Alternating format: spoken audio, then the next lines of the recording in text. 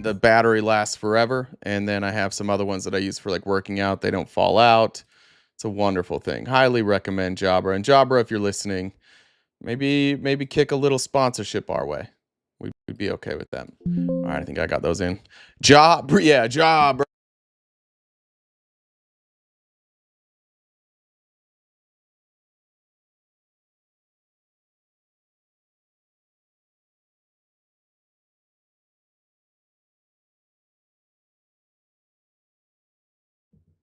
Son of a bitch. I didn't even do it on purpose that time. I think I just bumped it that time. I'm not taking credit for that one. You guys can't get mad at me for that one. I'm pretty sure I bumped it. It is like if you guys can see it, there's this green button right there. You see the green button? And if you just see it goes red just like that. Just a barely tap. That one was an accident. Thank you. Thank you. I was saying thank you. Somebody bringing me a drink. So that's why. It counts. Yeah, it counts. I do feel better today. I feel a million times better. It takes a lot to get somebody with ADHD like me to be in bed. I didn't leave my bed on Sunday. Not one time. I mean, I got up to get water, but I didn't go anywhere. I just laid in my bed all of Sunday, most of Saturday. It was horrific. I was worried it was COVID. Doesn't seem to be COVID. I woke up today, had a semi firm bowel movement, and I was like, we are in luck. We're in for a treat today. All right, let's go to here's what I want to cover first. Actually, this came out right before we got started. And as people are rolling in, the diehards, the people who really care will care about this stuff. But let me pull up this other screen. This is for like the policy nerds, if you guys are here. This morning, VP Harris and Governor Walz released a plan for rural communities. Do you remember? Any of you guys watch 30 Rock, the Rural Juror? Rural Juror. All right, here's the key things that we need to know. It increases access to affordable and high quality healthcare in rural communities by adding 10,000 healthcare professionals, expanding telemedicine, and cutting the number of ambulance deserts in half. It supports the sandwich generation, which I definitely looked up like 5 minutes ago. I was like, what in the shit is the sandwich generation? That is people who are taking care of both their parents and their children at the same. So they're the generation where their parents need help and their children need help. So shout out to the sandwich generation. If any of you are in here, you're doing great work, and this may help you. It will support the sandwich generation by lowering the cost of childcare and increasing the number of providers and expanding the child tax credit, which we've talked about, to up to $6,000 for families with newborns. Lowers the cost of buying a home. We've talked about that. Expanding a business and raising a family by sparking the construction of 3 million new housing units. You have the $25,000 down payment assistant for first-time home buyers, and the small business tax deduction for startup expenses to $50,000. Invest in the future of American agriculture by boosting access to credit, land, and markets, building new markets and streams of income for small and mid-sized farmers and producers, and supporting the rise of the next generation of American farmers. I've been thinking about the farmers a lot lately. And it honest to God blows my mind that they can look at what's happening in this country. They can look at the proposals by the Republicans and say, yep, we're with them. Like they're the ones that are looking out for us. They will sell you out to factory farms. They're getting donation after donation after donation from factory farms. They don't want small farmers. They don't want these small businesses. They pretend that they are the party of small business, and they're not. They're just simply not. Jen, sorry, I missed your instructions earlier before we started. So will you just text me for this? I do have. Let's see. Was there anything else here? Expanding rural healthcare services. So Americans living in rural areas are around 17 times more likely to use telehealth than those in cities. Half of the people living in rural areas lack access to broadband speeds. So they're going to increase the broadband speeds, that's through the infrastructure, permanently extend Medicare coverage of telemedicine, double federal funding for telehealth equipment and technologies. But telehealth is incredible. Like the fact that we took so long, the fact that it really took COVID to do telehealth is crazy. I used to have to drive like 40 minutes every, I don't know if it was 60 days or I think it was every 60 days. It might have been every 30 days, but I think it was every 60 days. I would have to drive to my doctor, go through an evaluation for ADHD, get my blood pressure checked, do a urine sample, and then I had to pay for a doctor's visit, and then I could get my ADHD medication. It's still far too expensive, but at least I don't have to drive anymore. Slashing the number of ambulance deserts in half. At least 2.3 million rural Americans live in ambulance deserts, meaning they live at least 25 minutes away from an ambulance. And in 14 states, more than 10% of the population lives in such areas. This sounds an awful lot like they're going to help some red states here. Sounds an awful lot like you have the Harris and Waltz team talking about things that will lift all Americans and not just those in the places where they have voters, right? Increase funding for volunteer EMS, expanding EMTs and paramedics in rural areas, protecting and strengthening Medicare, help rural seniors live independently and support family caregivers. One of the things that I don't remember who it was that was talking the other day, just like the ability to have in-home. Oh, it was actually a friend of mine who was talking about they have a young child and she was diagnosed with autism. She's nonverbal. It looks like a condition that for lifelong she'll need some care. But because of changes that we have and these types of proposals, like my friends will be able to live a more normal life. They can get people instead of having to drive everywhere. And a child with autism who's nonverbal, who has tantrums, that's a nightmare trying to get that child in a car, get them to a doctor's appointment, sit there and wait while your child throws a fit. People now can come to your home while they work. They can have in-home care. So just really, really cool stuff that I wish we didn't have to do. I wish we could just have universal health care. But since we don't, this is great stuff. Many states have telehealth parity laws. Very important to know if you live in one. I don't know what that means, Lisa, but I believe you. I believe you. I do need to read an embarrassing message. As you guys know, the pay links, if you're new here, we do rely on your donations in order to support the show here. The pay links are off to my side. Our gift goal is $169 each and every day. But this is from Chelsea. Chelsea says, RTP, this message is for your eyes only. Wait, what? Oh, yeah. I guess I'm just supposed to say, Chelsea, the girl from New York who likes you. That's what I was supposed to read. The rest of it, you guys will have to pay. It really wasn't that bad. The embarrassing part was the part where somebody says that they like me, and I don't know how to handle that. Let me pull up the Cash App as well. Make sure I have both of those up.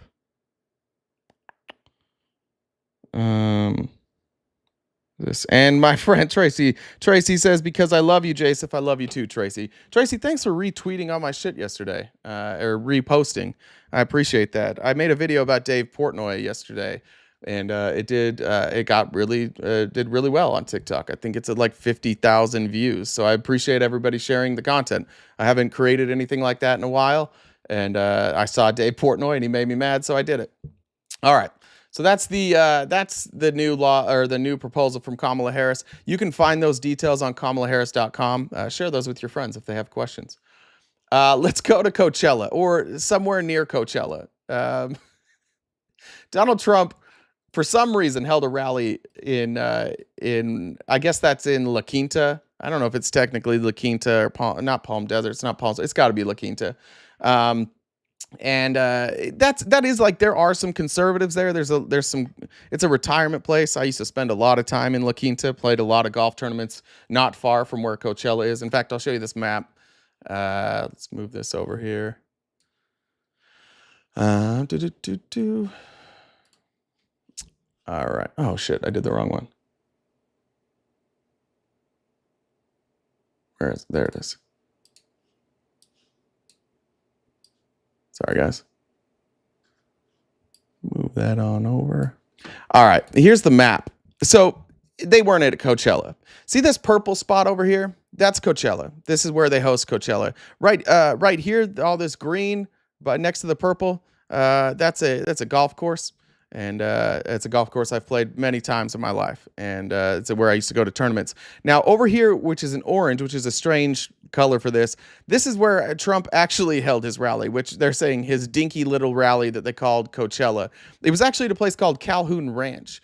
The Calhouns are a Republican family. I think they owned the Highway 20 casino there in Palm Springs, and they gave Trump permission to use this land. So he probably didn't have to pay for it because Coachella would be a little expensive. Trump goes out, holds this rally. It was insane. I don't know. The color he chose for his face that day was bizarre, especially for a nighttime rally. But this is basically, after the rally, this is what happened. This is a line of people, if you're not familiar. They're waiting for buses. Chicks that are organizing this. So they all got on buses because there's no parking at Calhoun Ranch. So they all hopped on buses provided by the Trump campaign. They bust them out to this place. If you've ever been here, it's very rural, no gas stations, very few houses. And then when it was time to go home, they were waiting for the buses, and it seemed to be just one bus coming and going. Just one, 5 miles away. So they couldn't leave early. I heard that, Blessed. Somebody said that. Like, did Trump do this so people couldn't leave early? I haven't seen evidence of that, but like, who would be surprised by that? I don't think anybody would be surprised by that whatsoever. So here's these folks stranded. Thousands of people. See them scrolling around here. Look at all of us. If you could just, we're gonna walk. And what was interesting is immediately the MAGA folks decided this was a conspiracy. They started getting mad at the police. There was a guy named Wesley Johnson. There we go. Let me show you Wesley.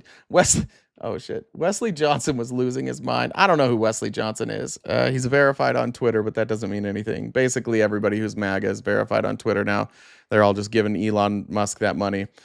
Here's Wesley Johnson tweeting everybody. Was just told by a bystander that the sheriff said there's only one bus in rotation and turnaround time each drop off is 30 minutes. I'm assuming he meant minutes. These poor people are going to be stranded here early and tomorrow morning. How did we go from 20 to 30 buses down to one? This needs to be investigated immediately. At Vivek Ramaswamy. What the fuck's Vivek going to do? Vivek's going to perform an investigation there? Like Vivek gets on the phone. Donald, did you not get the buses?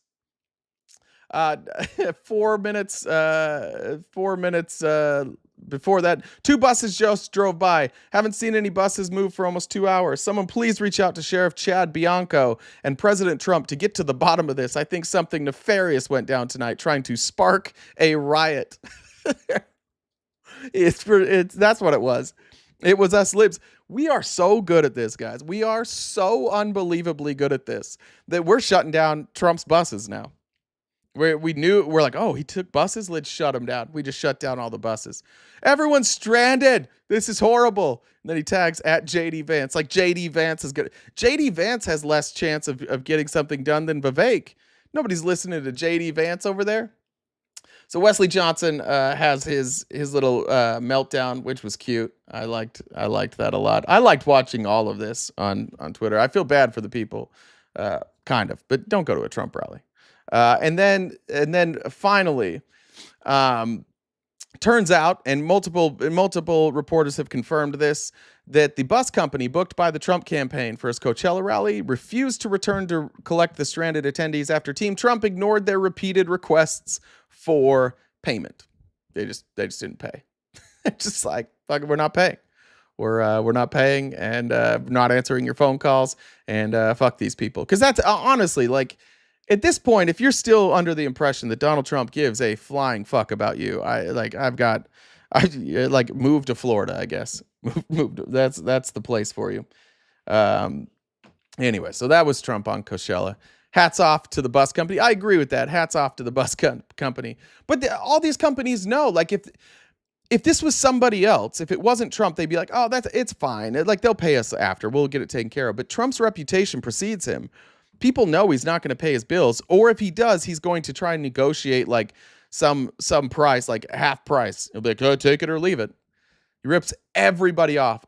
From what I understand, the buses didn't ever show up. And by the way, hard to get an Uber out there. So as far as I know, and somebody can correct me, I didn't see anything other than the one bus, and it was making the rounds. And then at one point, the bus had to get gas, but from where they're at to the parking, and then to the nearest gas station was another 30 minutes. So the bus had to go 30 minutes the other way to a gas station, get gas, come back and pick up the people. Yeah, they could only afford one bus. I heard they walked, not sure. I've seen videos of people walking, and it was in sunlight. So I know this also happened in Aurora, Colorado. Same exact thing happened. People got stranded. The thing is that like Trump literally can't get venues. He doesn't pay his bills, so he can't get venues. So he's having these rallies in fucking fields, and there's nowhere to park. And so they figure out a place to park, and they do buses. But this is not the first time this has happened. And by the way, Palm Springs, same climate as where I live, and I can tell you that until yesterday, every day had been over 100 degrees, and at night over 100 degrees. This morning's the first morning this since spring that I walked outside and I was like, oh, I could use a long sleeve shirt this morning. I know I wear a hoodie every day, but today was the first morning it was warranted. He said he's holding one in Madison Square Garden. Is that true? Is he really? All right, the other part of this story is pretty weird. It was blown out of proportion, but apparently the police arrested somebody who was carrying weapons, and it first was reported that this was going to be an assassination attempt on Trump. It was a guy with an assault rifle. His name is Vem. I thought it was Vern. That says Vem, or maybe that says Vern. Has been released on just $5,000 bond, almost certainly a Republican based on his Instagram account. Watch the video below. Yeah, so like he was let out on bond, but here's his Instagram. This is Ed Krasenstein going through it. Media mind virus, you can see there. Testosterone. We got Russell Brand. All the MAGA greats. I can show you more here. This is more pictures of him with MAGA folks. Here he is with Steve Bannon. Here he is with RFK, who looks like he looks like a demon in that picture. That RFK is looking rough. I never noticed his eyes were like aren't in a straight line. Like one is way up here. I don't know what's going on with RFK's eyes. By the way, RFK, our friend RFK here, and his best friend House and Habit. I don't think I'll get to it today, maybe tomorrow. But Mother Jones put out a very not nice article about Jessica Krause this morning, and that made me happy because she sucks. Here he is with Roger Stone, and I'm trying to remember who this guy is. I know who that guy is.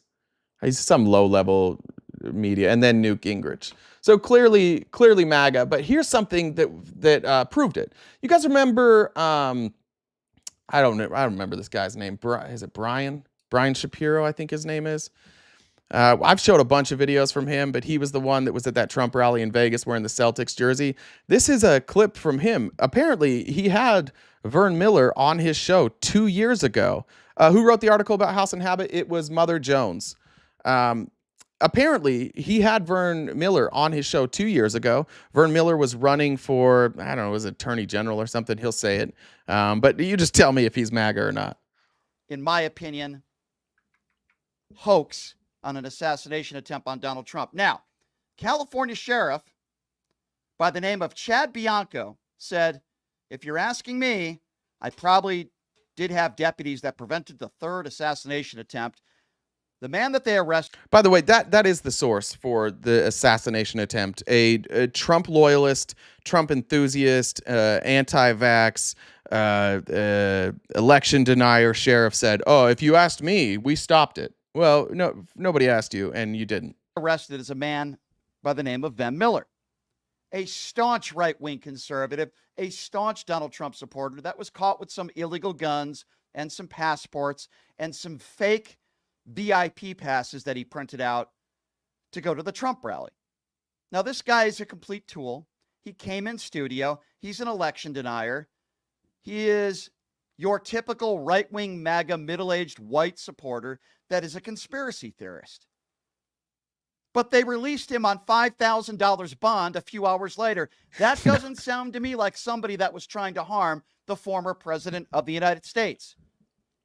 And don't you find it interesting that this is another person that is on the far right Another Republican? Yeah, 3 for 3. It wasn't a Democrat. It wasn't an illegal immigrant. No, it was a middle-aged white guy that happened to be a staunch Donald Trump supporter. So this guy, Ben Miller, came in studio a few years ago because he ran for office. He lives here in Las Vegas.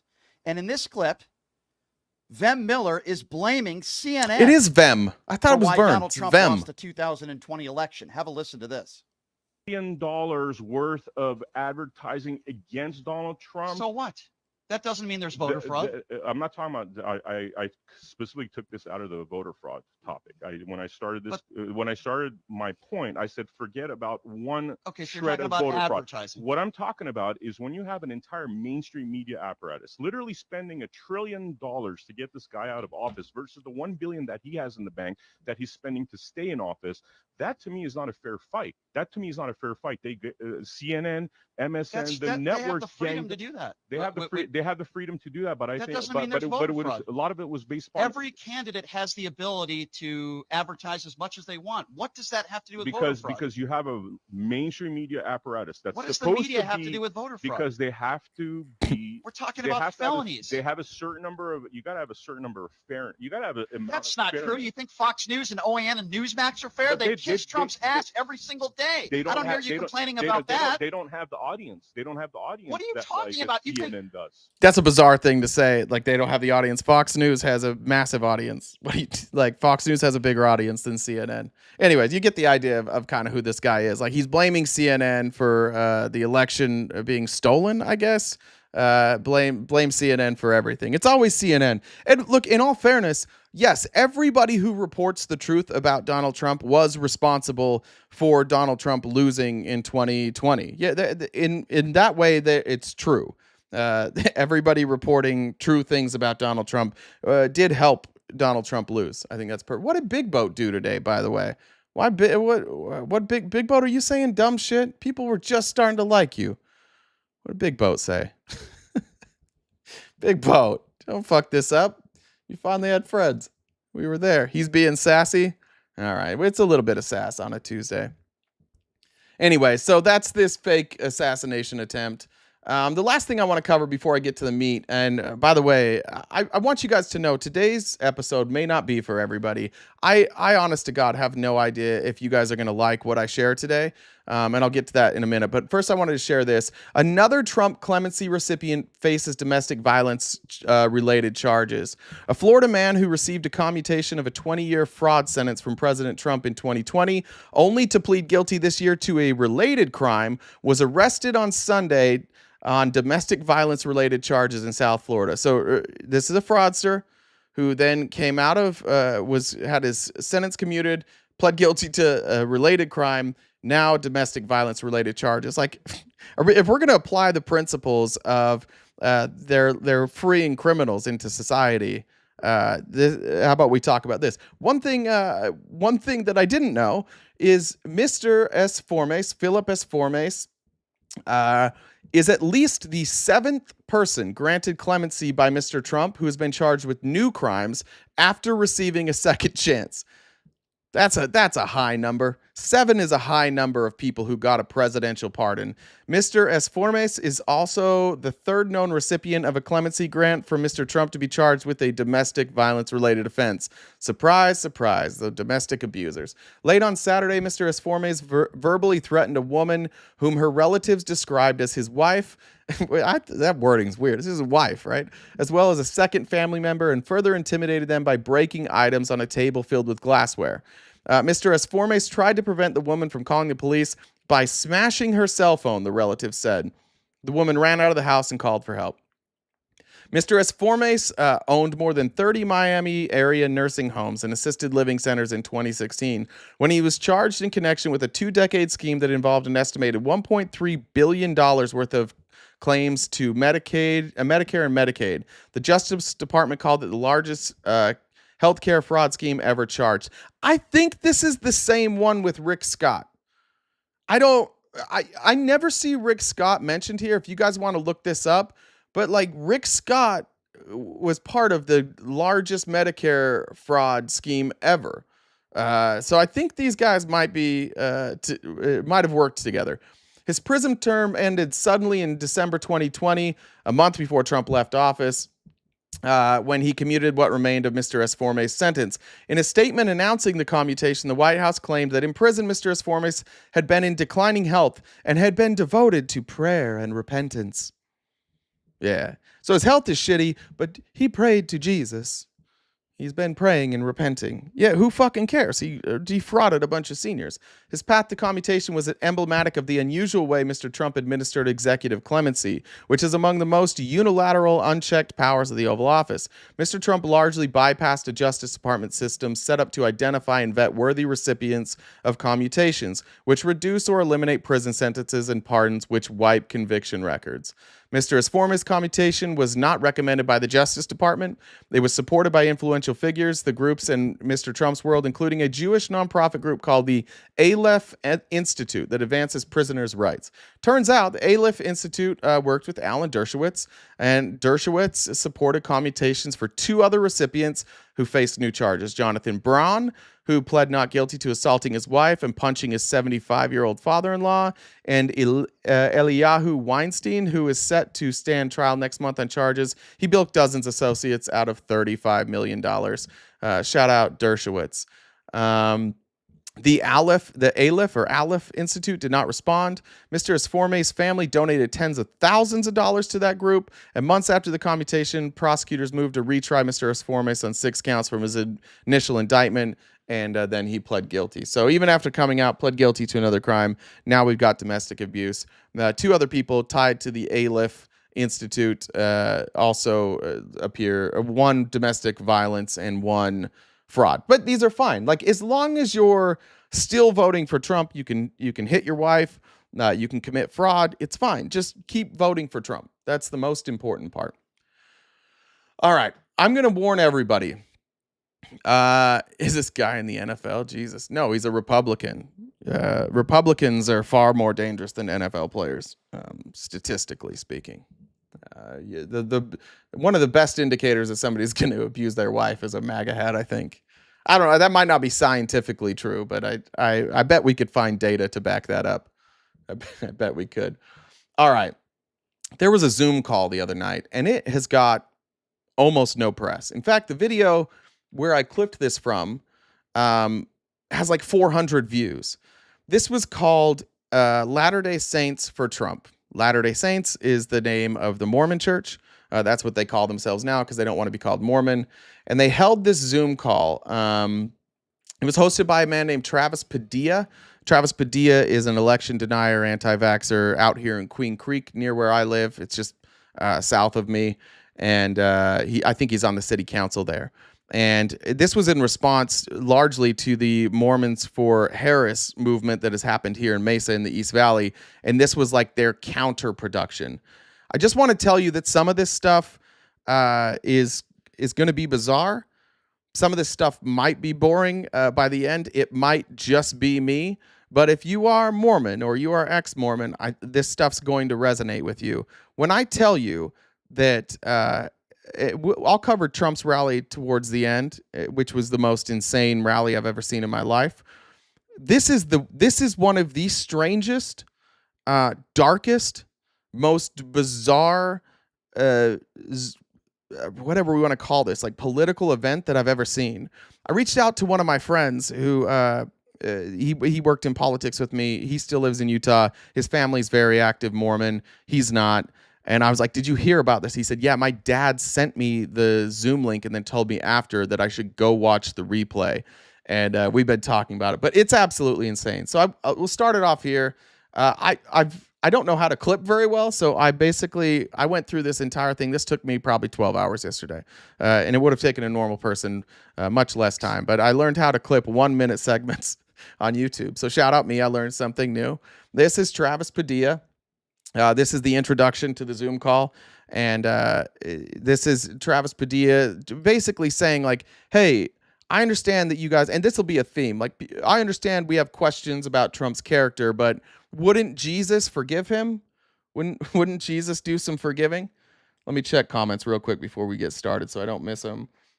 Tracy says, why did the coffee file a police report? It got mugged, probably by a MAGA. Sal says, I'm not religious, but I'd get on my knees for you, sir. Thank you, Sal. Fucking, this is gonna be awful. All right. So here's Travis Padilla talking about would God forgive Trump? The biased media have pounced on this subject and inflamed this sentiment, hoping By the way, just so you know, every once in a while you're going to hear what appears to be a second voice in the background. You're not hearing things. One person who joined this call, her name was Celeste Malloy, didn't really understand how to send a Zoom link, so she sent her personal Zoom link out to everybody. And so everybody that joined the call from her Zoom link was logged in as her. And so you could hear their voice. They didn't know to mute their microphone, so they just thought they were listening. So occasionally you're going to hear voices, but that's why. The biased media have pounced on this subject and inflamed this sentiment, hoping to shame Christians, including Latter-day Saints, for somehow not upholding our values if we support or vote for Trump. I recall an interview in my childhood from journalist Mike Wallace that he had with President Gordon B. Hinckley. In it, President Hinckley was asked by the reporter if he forgave the then President Clinton for his... If you're wondering about this bizarre delivery, the way that he's delivering this, yes, he's reading it, because at one point he accidentally covered his camera with his cell phone, so you could tell that he was reading it. But two, this tone, and you'll hear this weird like delivery, this is how Mormons talk at church. So they're all talking in the way that they talk at church. For his admitted affair with another woman. True to his Christ-like beliefs, President Hinckley answered, "Yes, I forgive him." Now, suppose the same question were asked about Donald Trump. Would President Hinckley forgive President Trump for his weaknesses? Would our Savior Weird forgive? Smile. Perhaps the better question is, would the Lord forgive you and I for our weaknesses and sins? What are the requirements? So that's how that's how this shit kicked off. This is a minute in, and they're like, hey, we're just elephant in the room. We understand that we are not only a Christian religion, but we also have really, really strict standards. And so we understand how weird this is going to be, that we're going to spend 3 hours worshiping Donald Trump. So just know that a former prophet of the Mormon Church or president of the Mormon Church would have forgiven President Clinton. But by the way, that's not their role. Their role is not to forgive. But because they would have forgiven President Clinton, therefore we can all forgive Donald Trump. I would wonder how many people on this call have forgiven President Clinton. I would bet none of them. I'm old enough to remember the Clinton impeachment scandal, and everybody in my world thought Clinton was the devil, including myself. If the answer to the question, should we forgive Donald Trump, is no, then we can understand why some feel the need to punish him for his weaknesses at the ballot box by either voting for his opponent or not voting at all. Punishment. Perhaps even with a sense of vengeance and self-righteous indignation. Goddamn right. Even if we choose to make So our that's vote you'll see, that's Celeste Malloy. You'll see her name will pop up from time to time. That's because somebody else joined the party with her link. That's what I would have done. That's like, she is the RTP of this Zoom call. She fucked up a lot of the call. based on a candidate's past behavior, fairness and equality would demand that we ask the questions.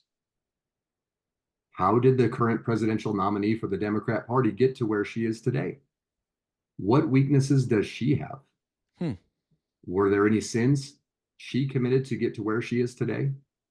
You may be shocked at what you find by doing a little research. 2 minutes in, we're saying that Kamala Harris slept her way to the top. That's what they're saying. That's what they're saying. Thousands of people were on this call, by the way, whoever was asking that. Thousands. So to start this call off, this is a religious call. They're all dressed in their best. They talk about Jesus. The weird thing about this call, and you'll see this dichotomy of switching between the Lord tells us to treat people kindly, to love our neighbors, to accept other people's beliefs, and then an immediate switch to fuck these demons, and of course, like fake slut shaming. We went to a minute in. Here he is. One of the themes here is people thinking that that people are I'll voting allow for this. Kamala because of just because of who she is and not because of policies. I haven't found that to be the case with my Mormon friends that are voting for Kamala. Sinful judgment of another church member or the media to shame you into voting their way, especially when their sentiment is based on vengeance towards a candidate rather than upon the policies or principles a candidate holds. He just got done telling us that she slept her way to the top, and then he's like, but don't vote against people because of what you think about them. So if the answer to the same question is yes, we should forgive Donald Trump for his weaknesses and sins, then perhaps we should refrain from judging, condemning, and punishing President Trump at the ballot box, and instead make our judgment on the policies of each candidate and not on their personalities, weaknesses, and sins, lest we are guilty of casting the first stone. Someone said, how's this allowed with tax purposes? This isn't officially endorsed by the LDS Church, which you'll understand why in a little bit. The LDS Church is not endorsing Trump. In fact, they've gone out of their way to make it pretty clear that they don't agree with President Trump. So now it's more Many important, of Latter-day course, Saint what members we're think voting it is for. important who we are voting for, but allow me to suggest one thing, that it is more important what we are voting for. Our individual God-given liberties are on the line. The government and media want you to believe this is a vote between Kamala Harris. I would like to ask any of these Mormons. I wish I could have been here to ask questions. What liberties do you believe are on the line? Because as far as I can tell, the liberties that you believe are on the line are your ability to tell other people what to do. That seems to be it. Like the ability, like banning abortion and trans rights. That seems, and LGBTQ rights. That seems to be the individual liberties that you're referencing, which like your individual liberties to take away the liberties of others. And Donald Trump. But we as members of the church know it goes far deeper than that. It doesn't go much deeper than that. This is about the values that each of the candidates stand on and believe, and how they will enact them into principles and policies. This decision in November is part of a very long struggle between freedom and authoritarianism, liberty and captivity. Yeah, This is word, the same struggle we've had before this life. Many Latter-day Saint members think it is that's the beginning. All right. So I just wanted to show you that he's boring as shit. I promise this gets better, but he just is framing this whole thing in a way that I thought was telling for the rest of the speakers. This is about authoritarianism versus liberty, which is crazy considering Donald Trump is an authoritarian, and that this is about our freedom. It's about our beliefs. I want to share some Mormon doctrine with you. First, this is called the Family Proclamation to the World. It was released, I think, in '93. If you ever go into a Mormon's house, you'll see this on the wall almost every time. Did I mark this up?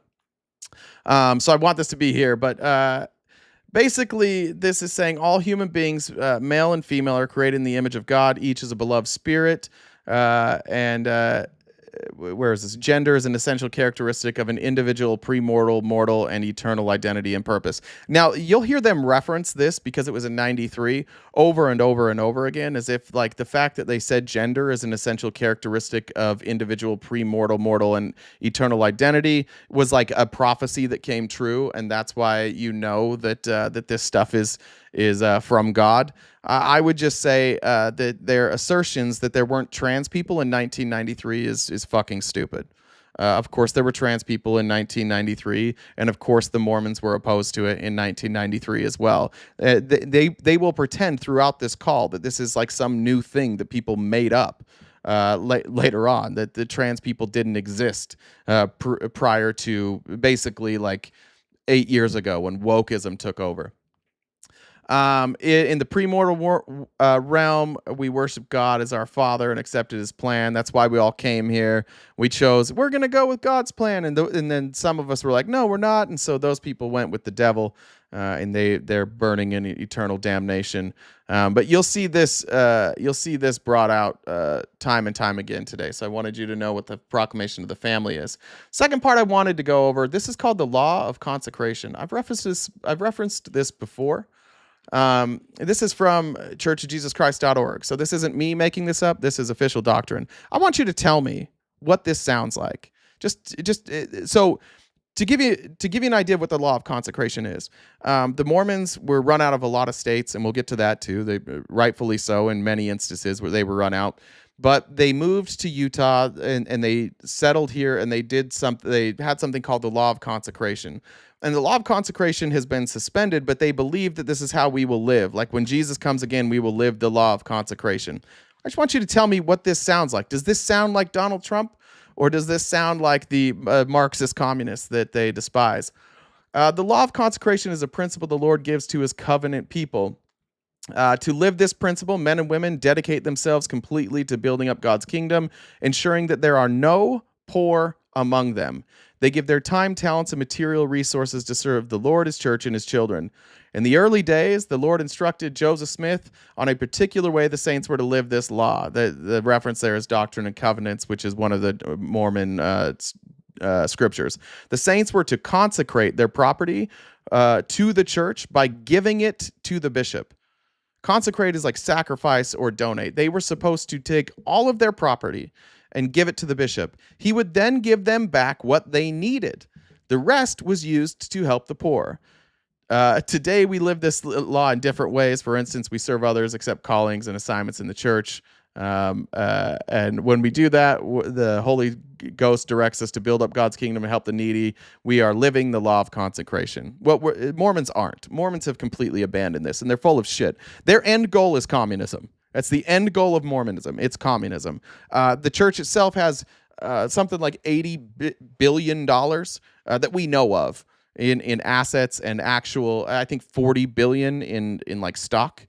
They own something like 13% of the state of Florida, like the land in Florida. They own land all across this country.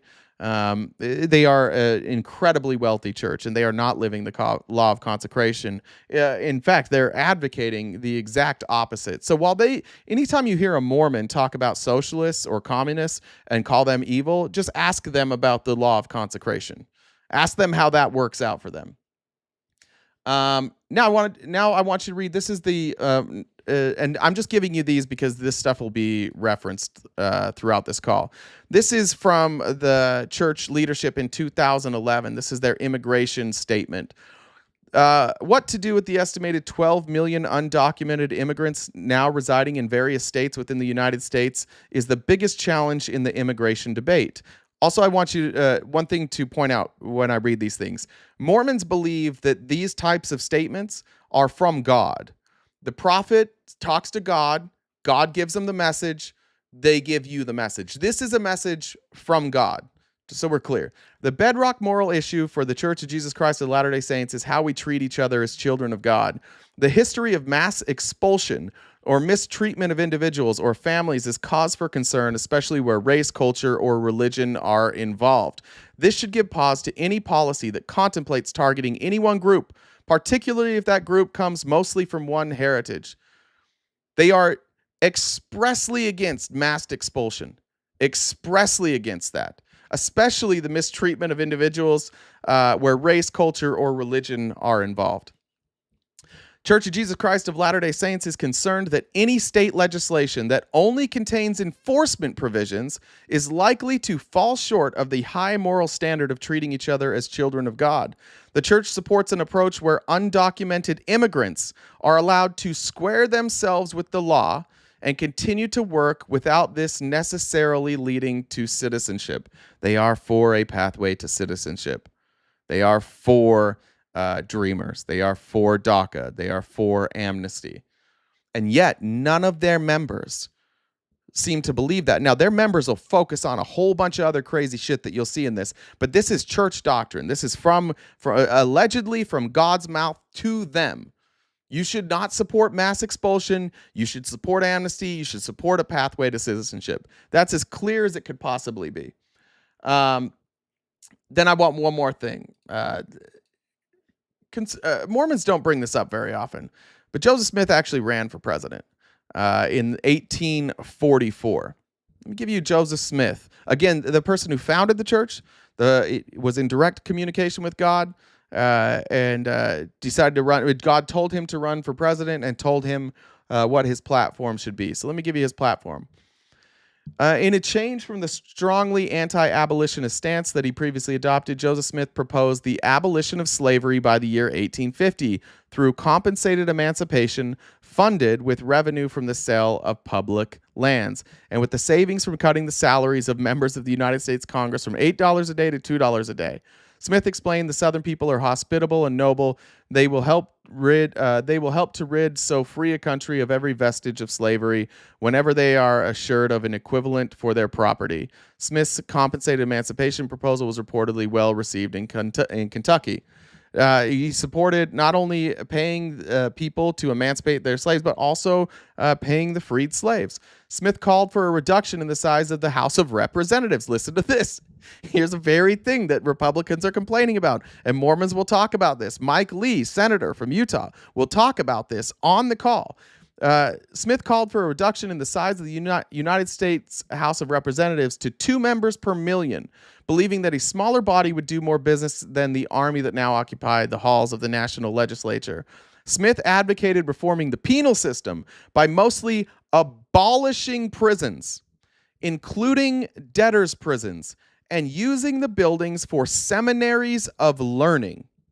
Get rid of prisons, especially debtors' prisons, and turn those buildings into seminaries of learning so that intelligence would banish barbarism. Smith suggested reforming criminals through reason and friendship and wrote, petition your state legislators to pardon every convict in their several penitentiaries, blessing them as they go and saying to them in the name of the Lord, go thy way and sin no more.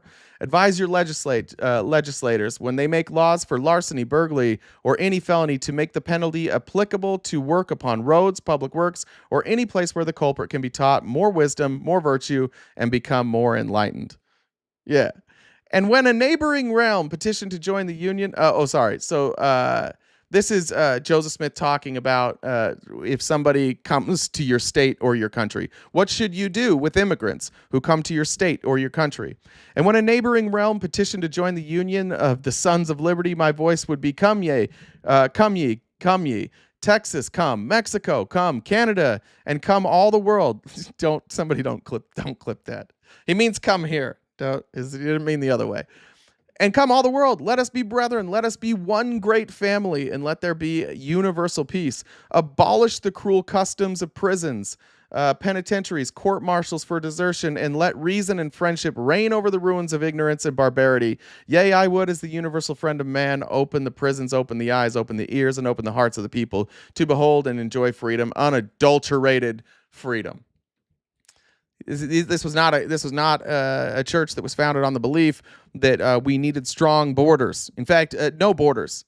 They wanted no borders and no prisons. That's the fundamentals of Mormonism. And if you don't believe me, like, go ask a Mormon about their heritage. Go ask them about their lineage. They'll all know, and they'll tell you where their ancestors came from. And guess what? Most of them were illegal. And guess what else? There was a whole lot of human trafficking. A whole lot of human trafficking. Lying to women to come here, lying to families about coming here, them getting here, realizing they have nowhere to live, and they have to walk halfway across the United States.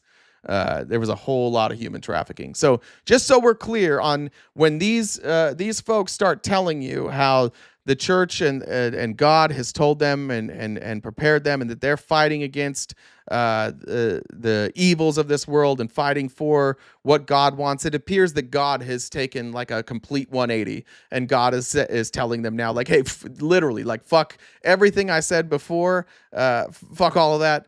We gotta go do the exact opposite. For anybody who's just joining, there was a LDS for Trump Zoom call yesterday, and I've got clips from that, and I was just explaining some Mormon doctrine to those who aren't sure what Mormon doctrine is. Next speaker was a man named Burgess Owens. Burgess Owens is a congressman in Utah, former NFL player. His wife married somebody famous, his ex-wife. By the way, he does talk an awful lot about the breakup of a family from a divorced man, which is kind of bizarre. But Burgess Owens, I'll bring that up. I'll bring up his history a little bit. But here's Burgess Owens. Do we lean toward the culture of darkness and death, a culture that's anti-family, anti-faith, anti-small businesses, all the things that we have learned that He also does this weird thing where he's like, our beliefs are like family, faith, and free markets, which is not. There's no part of Mormon doctrine talks about free markets. Gives us the opportunity of freedom. So I want to thank you, first of all, for participating. One of the things that I've learned, I've thought about over years, is I played with the Raiders so many years. The one year that we were able to succeed and become world champions was a 1 year that I experienced was unbelievable unity. We didn't care who got the credit. At the end of the day, every person, every position wanted to do one simple thing, and that is make sure that that position was not the weak link when it came down to the end of the game. That Yeah. All right. So do we lean towards the culture of darkness? They're going to position everybody who's a liberal as like the dark side and the ones trying to take your freedom.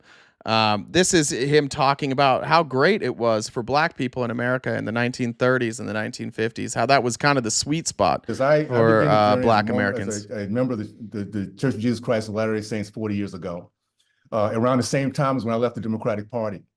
Because I realized growing up in the community I did, a community that believed in the faith, family, the free market, and education, a community that was safe, that was patriotic. My dad was a World War II vet. It was a community that, even though we were segregated, our parents believed that they could teach us how to overcome all obstacles through meritocracy, through an idea that that we're special enough that if we compete, we can command respect of those around us. So that was the community I grew up in. And by the way, that community succeeded years that many of you guys have no idea about, the 30s, 40s, and 50s, because of that faith-based idea, because of family, because of the idea that we can go out and build a business and give a legacy to our kids and educate our kids to think, to have critical thinking skills so we can be confident as we went out and competed. As I began the journey as a You may be surprised to find out, as let me continue with this next minute, is that the reason that the reason that people were out there competing was not because of their faith principles, and I'll get to that in a second. But here's the rest of it. Because what we're fighting right now as a nation, my community was fighting as a community. The idea that our family was being destroyed. Our business ownership, we went from 40% of business ownership down to 1.8% right now. All right, that's what I want to talk about. So Burgess Owens was raised in a segregated community. When Burgess Owens got to high school, his school was forced to integrate with a white school. And Burgess Owens was a good football player. He was one of 4 black players on the team. He wound up being one of the first people at the University of, I think, Miami to get a football scholarship. And then he went on to play in the NFL. What he's talking about here, when he talks about, he said, the idea that our family was being destroyed, our business ownership, we went from 40% of business ownership down to 1.8% right now. Well, here's the thing. The reason that business ownership was so much higher in the 30s and the 40s and the 50s was because of segregation, right? So black-owned businesses supported their communities. White businesses wouldn't serve black businesses. That's why business ownership was higher. And Burgess Owens, I've heard him make this claim before, that segregation was a mistake, or desegregation was a mistake because of the ownership of black businesses.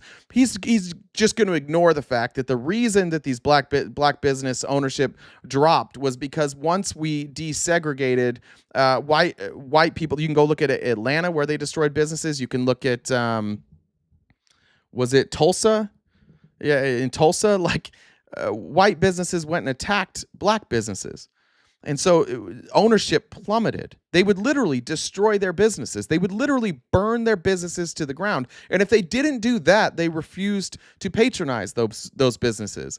And so black businesses went from like a black owned business would be virtually anything. You could have a grocer, you could have livestock, you could, I don't know, whatever the businesses were during that time. Eventually it came down to there were basically 3 businesses that they were in. It was insurance, it was agriculture, and it was barbershops, weirdly enough. But that's actually what happened. And what he's saying here is that it was like this woke mind virus that infiltrated the black population and told them they couldn't own businesses anymore, that they weren't good enough to own businesses anymore. Let me read. Jumar says, Jesus, Jumar. Come here, come there, fucking come everywhere. Thank you, Jumar. Jesus Christ. Maybe you need to be Mormon, Jumar. You could use Jesus in your life. Just a reminder, if you'd like to send me a message, there's the Venmo and the Cash App. We do rely on your generosity to keep us going here. I'll let Burgess finish out here. By the way, this is also a man who's declared bankruptcy 3 times. He's been a massive business failure. He has some like science degree, never used it. He just was like a sales rep, and then but every business he started, he failed. So then obviously he ran for Congress. And he also says this thing like, I ran for Congress so that I could help my black community. It's like, all right, well, you did it in Utah. So you like moved to Utah. I don't know, like, there's not much of a black community in Utah. We'll just say that there's not, and where the area he represents, the black population, I would imagine, is under 3%. And he does shit like this. He's just like, yeah, we got to go back to segregation. That's when it was best. Down to 1.8% right now. We have here in the state of California, where I am right now, 75% of the black boys could not read and write because education was being held back. What I'm talking about right now is how do we maintain a society, a culture that gives us the best opportunities for. He's citing a study that it's true. In California, 75% of black teens read below the standards and achieve grades below the standards in math, or test grades below the standards in math as well. And they've done studies on this, and what they've essentially concluded is it is absolutely, just like you would expect, lack of funding, lack of access, and historically poor communities who have been kept poor and uneducated. And what's he saying? He's like, oh, we're going to do school choice. We're going to take away more public education funds. That'll fix it. This guy sucks. Burgess Owens really sucks. That's about all he had to say. Next was Celeste Malloy, and I'll skip that because she was boring as shit. The only thing you need to know about Celeste Malloy is, 1, she sucks at Zoom. True. 2, she is the cousin of Ammon Bundy from the the Bundy standoff. You guys remember the Bundy standoff with Nevada?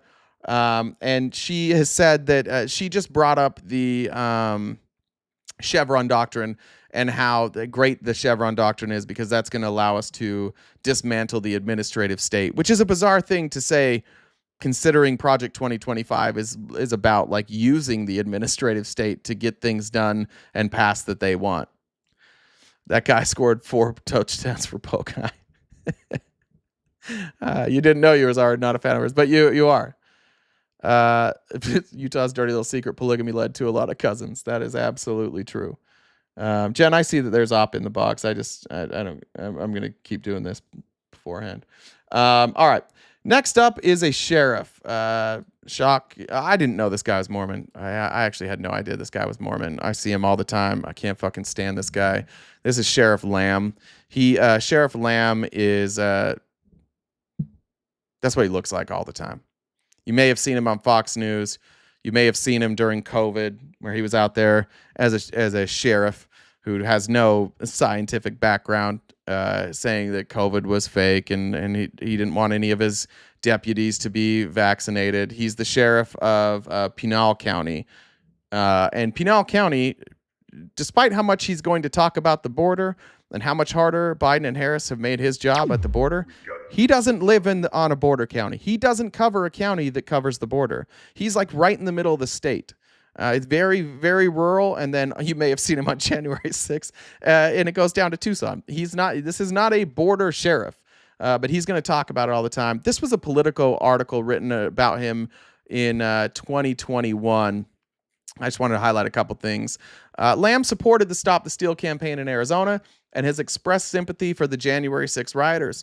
He's called vaccine mandates garbage and spoke at a recent anti-vaccine rally in Phoenix, where he told supporters, "We're going to find out what kind of patriots you are. We're going to find out who's willing to die for freedom."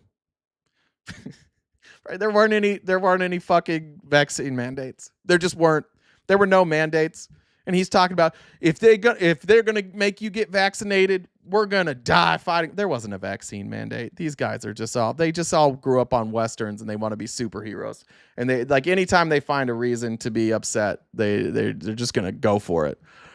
He also makes direct appeals to citizens, an effort that looks more dangerous after former President Trump riled up supporters on January 6th.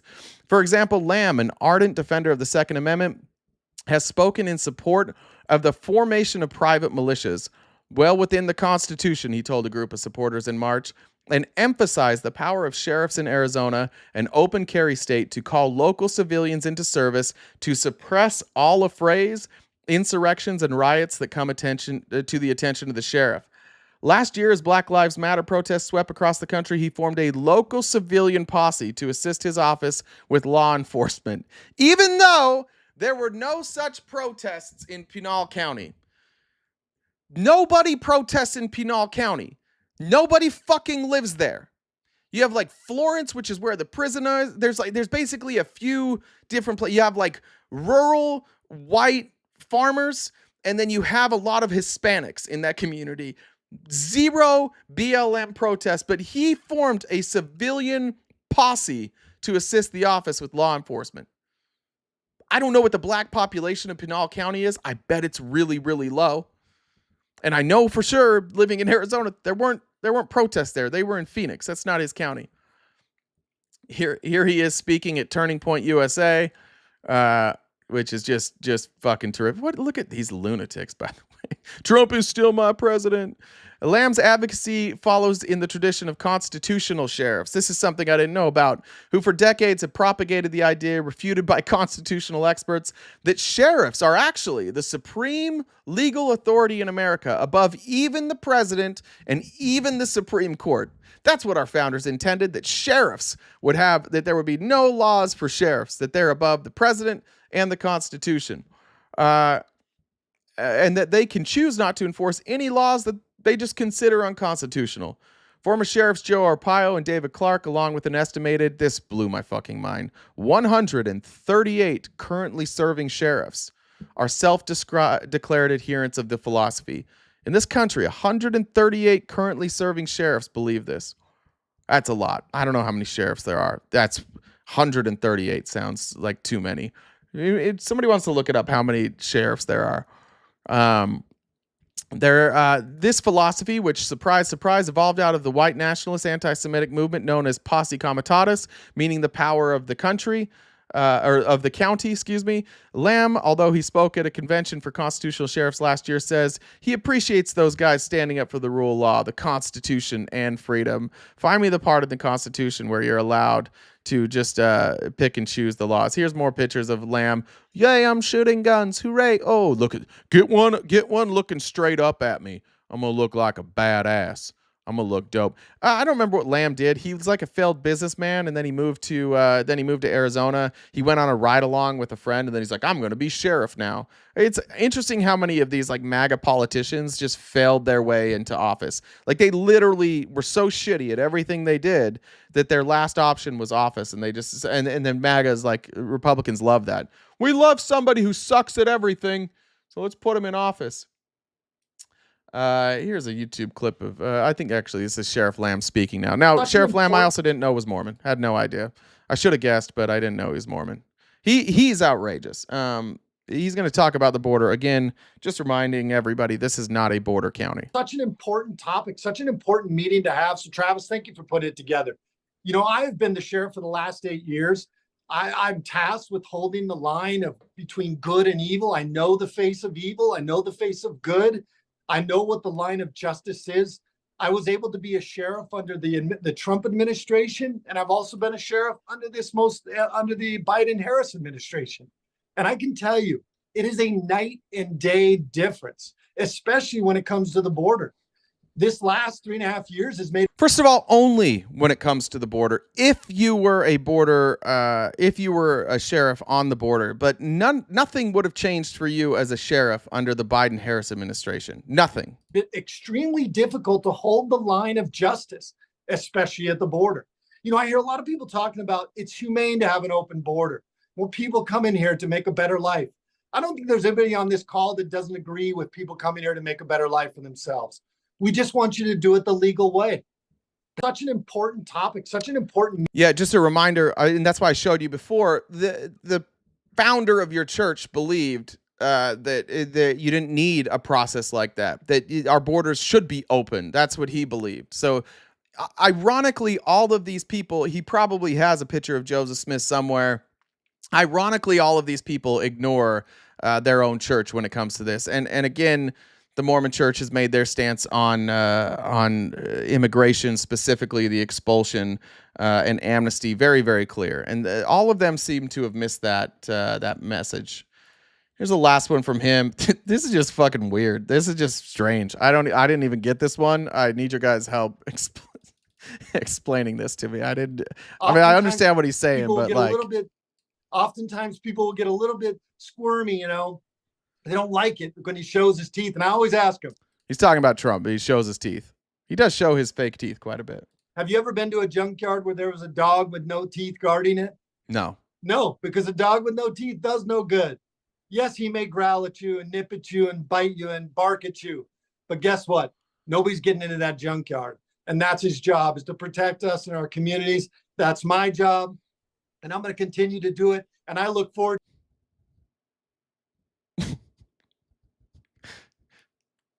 What? Put him on the border then. Put Trump on the border. Let him fucking growl at people. I don't know. I don't know. Yeah. I don't know. The fuck does that mean? You ever seen a junkyard dog? First of all, I've never seen a junkyard dog. I haven't spent much time at junkyards. I've never seen a junkyard dog. If somebody's dog, if there was a junkyard dog with no teeth, I'd be like, man, what can this dog do? He doesn't even have teeth. I might be more afraid because the dog didn't have teeth. I'd be like, kind of lunatic puts out a guard dog with no teeth. But like, that's what he said. Like, Trump's job is to bark and bite. No, that's not the role of the president. The role of the president is not to bark and bite. That's the role of the people on the front lines.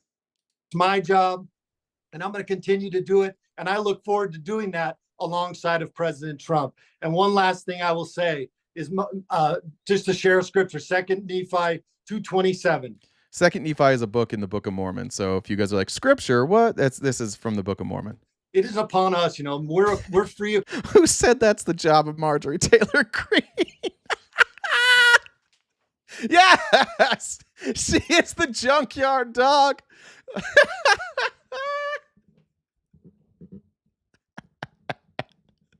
Who said that? That was so good. Who was that?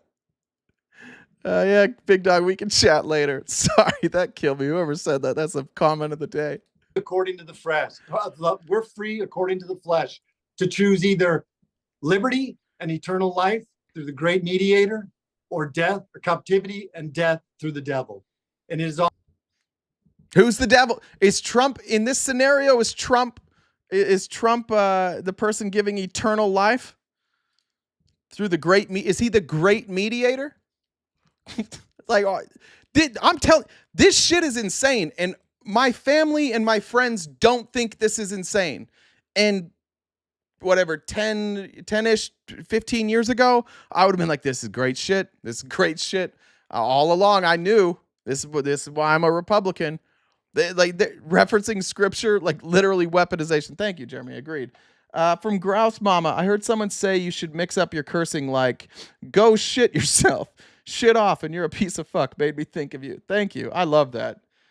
I like that. I say what the shit a lot. I don't know if a lot of people say that. Fuck, Sal's in here again. Sal said the only thing segregated here are my legs. Thank you, Sal. Good Lord. Fuck.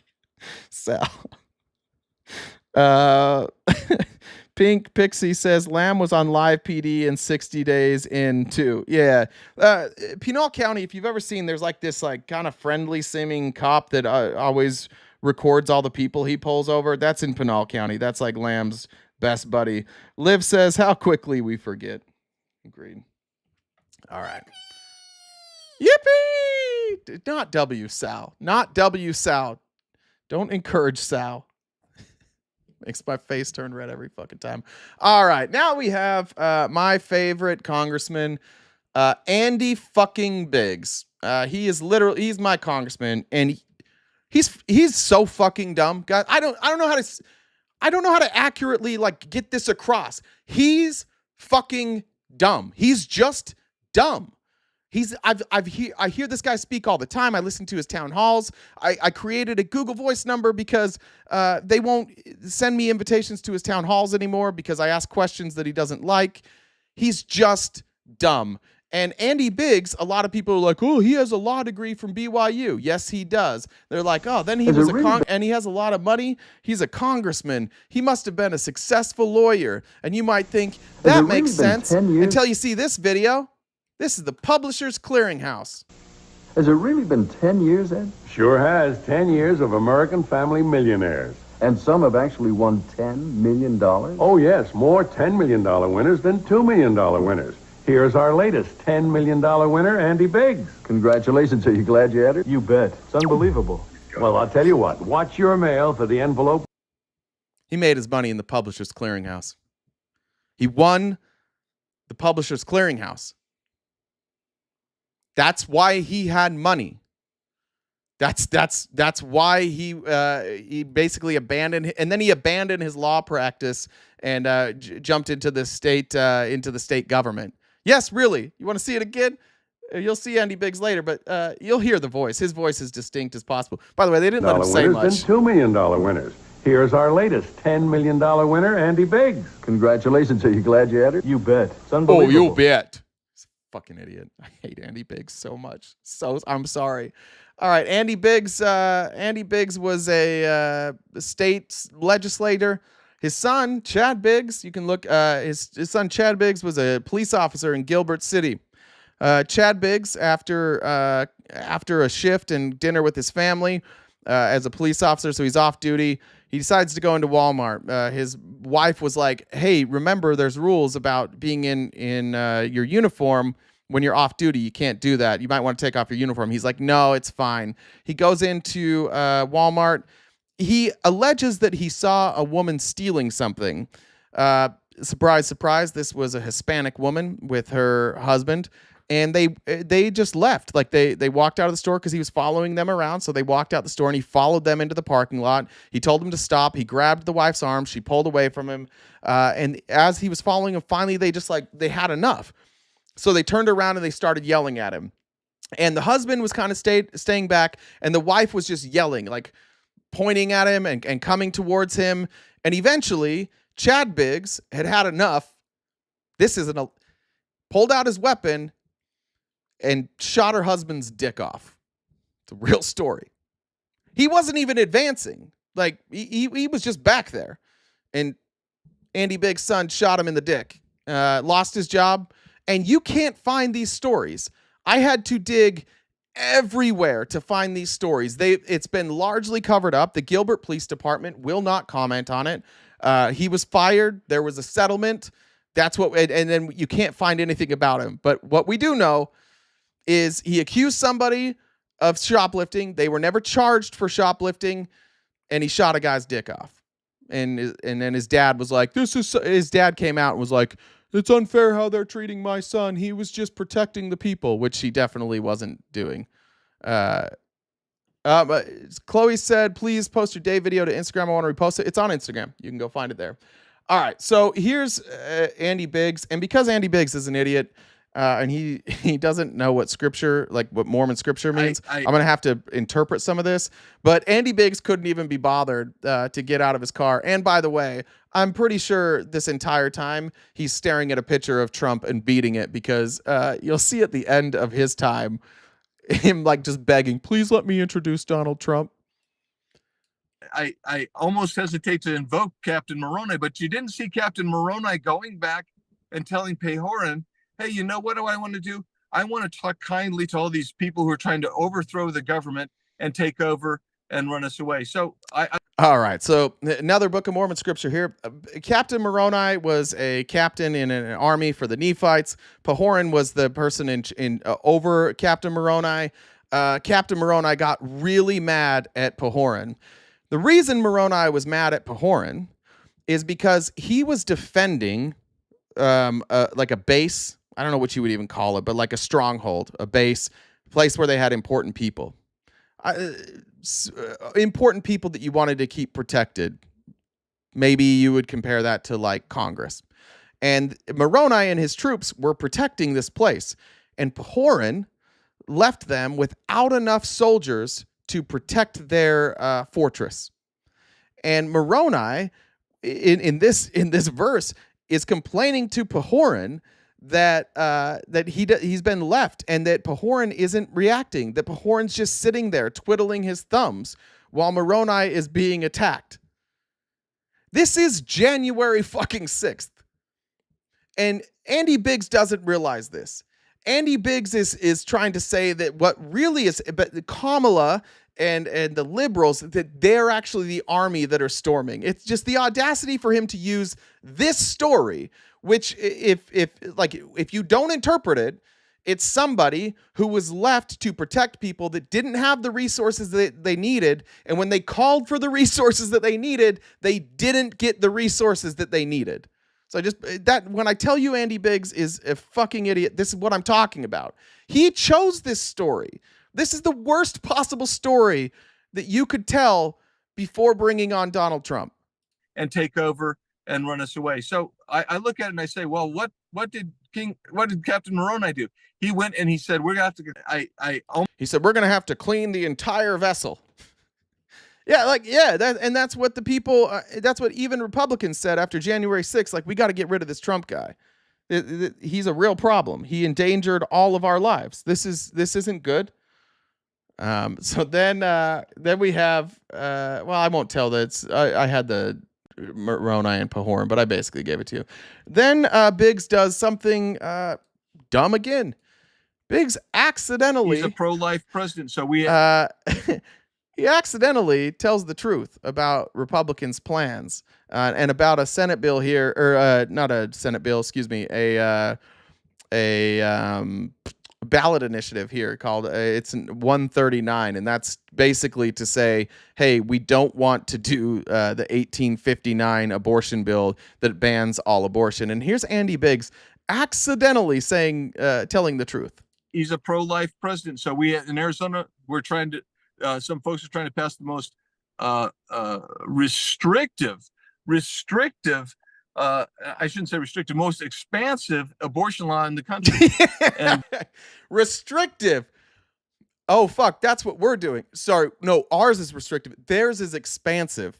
And quite frankly, that's Prop 139. We should be voting no on that. But Travis, I'm excited to introduce President Trump. All right, so there's that. But now here's the part I want you to see. Andy Biggs is such a fucking loser. And Andy Biggs is a member of the Freedom Caucus, and nobody knows who he is. Like, everybody knows Jim Jordan. Everybody knows James Comer. People know the guys on the Freedom Caucus, but nobody knows Andy Biggs. And every time the Freedom Caucus is like speaking, Andy Biggs is just sitting behind. They don't even ever let this guy speak. He's just a big fucking loser.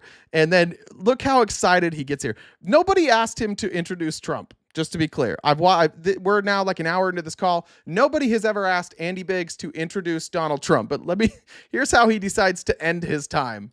We should be voting no on that. But Travis, I'm excited to introduce President Trump when he's on.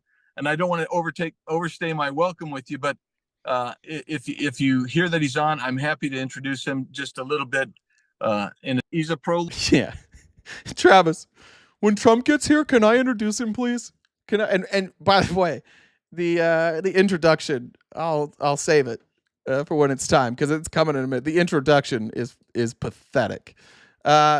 Next up, should have fucking known she was Mormon. Don't know why I didn't. This is Tina Descovich. She's one of the founders of Moms for Liberty. She's going to lie about Tim Walz. And then because this is an LDS for Trump thing and these are still conservatives, they don't even let her finish. She got about 2 minutes of speaking time, and then they're like, fuck you, Trump's here. And so I want you to see she's lying about Tim Walz, and then they're like, never mind. Both states have laws now.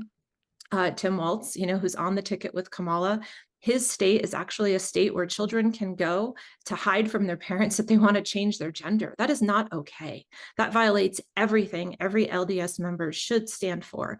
It's also not true. That's not what the bill is. And Waltz, yeah. Sorry, I say it wrong too. Been taught that gender is eternal. True. That is something that you say today, and people get really upset about in our country. But every mom that has had a little boy or a little girl baby knows, they know their child. And so we're Yeah, coming from somebody who whose parents didn't understand them, I find this type of stuff fucking disgusting, and I find a lot of the rhetoric that we'll have later on disgusting. The way that these people talk about their children, they're like, "Our children are ours to indoctrinate, and if anybody shares an idea outside of our indoctrination, it is evil." They all look at their children as if their children are like some property that's there for them to mold into whatever they want them to be. They don't understand their children, which is why all of these people, every one of these people with children, historically, like when I was coming up as a Mormon, 90% of us, like the boys, went on missions.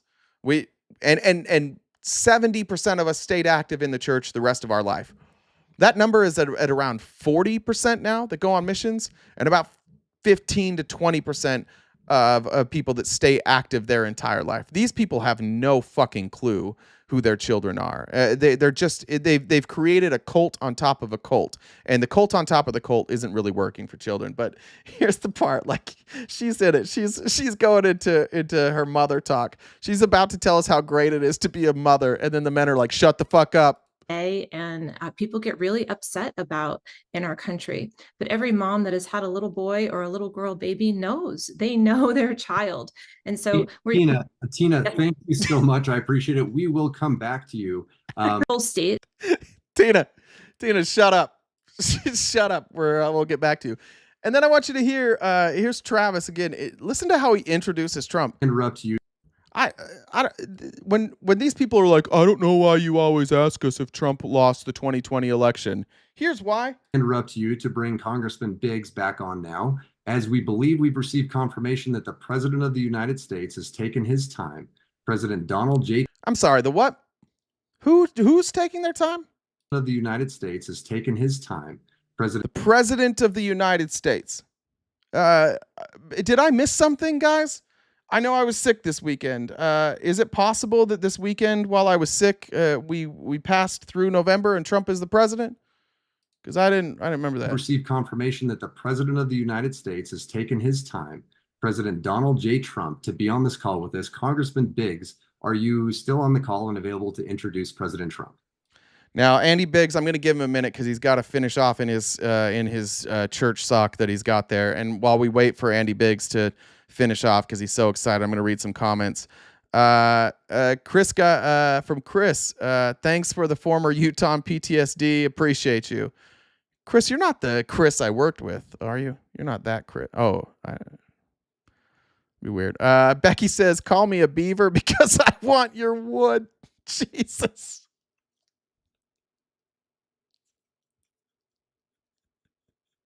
Good job, Becky.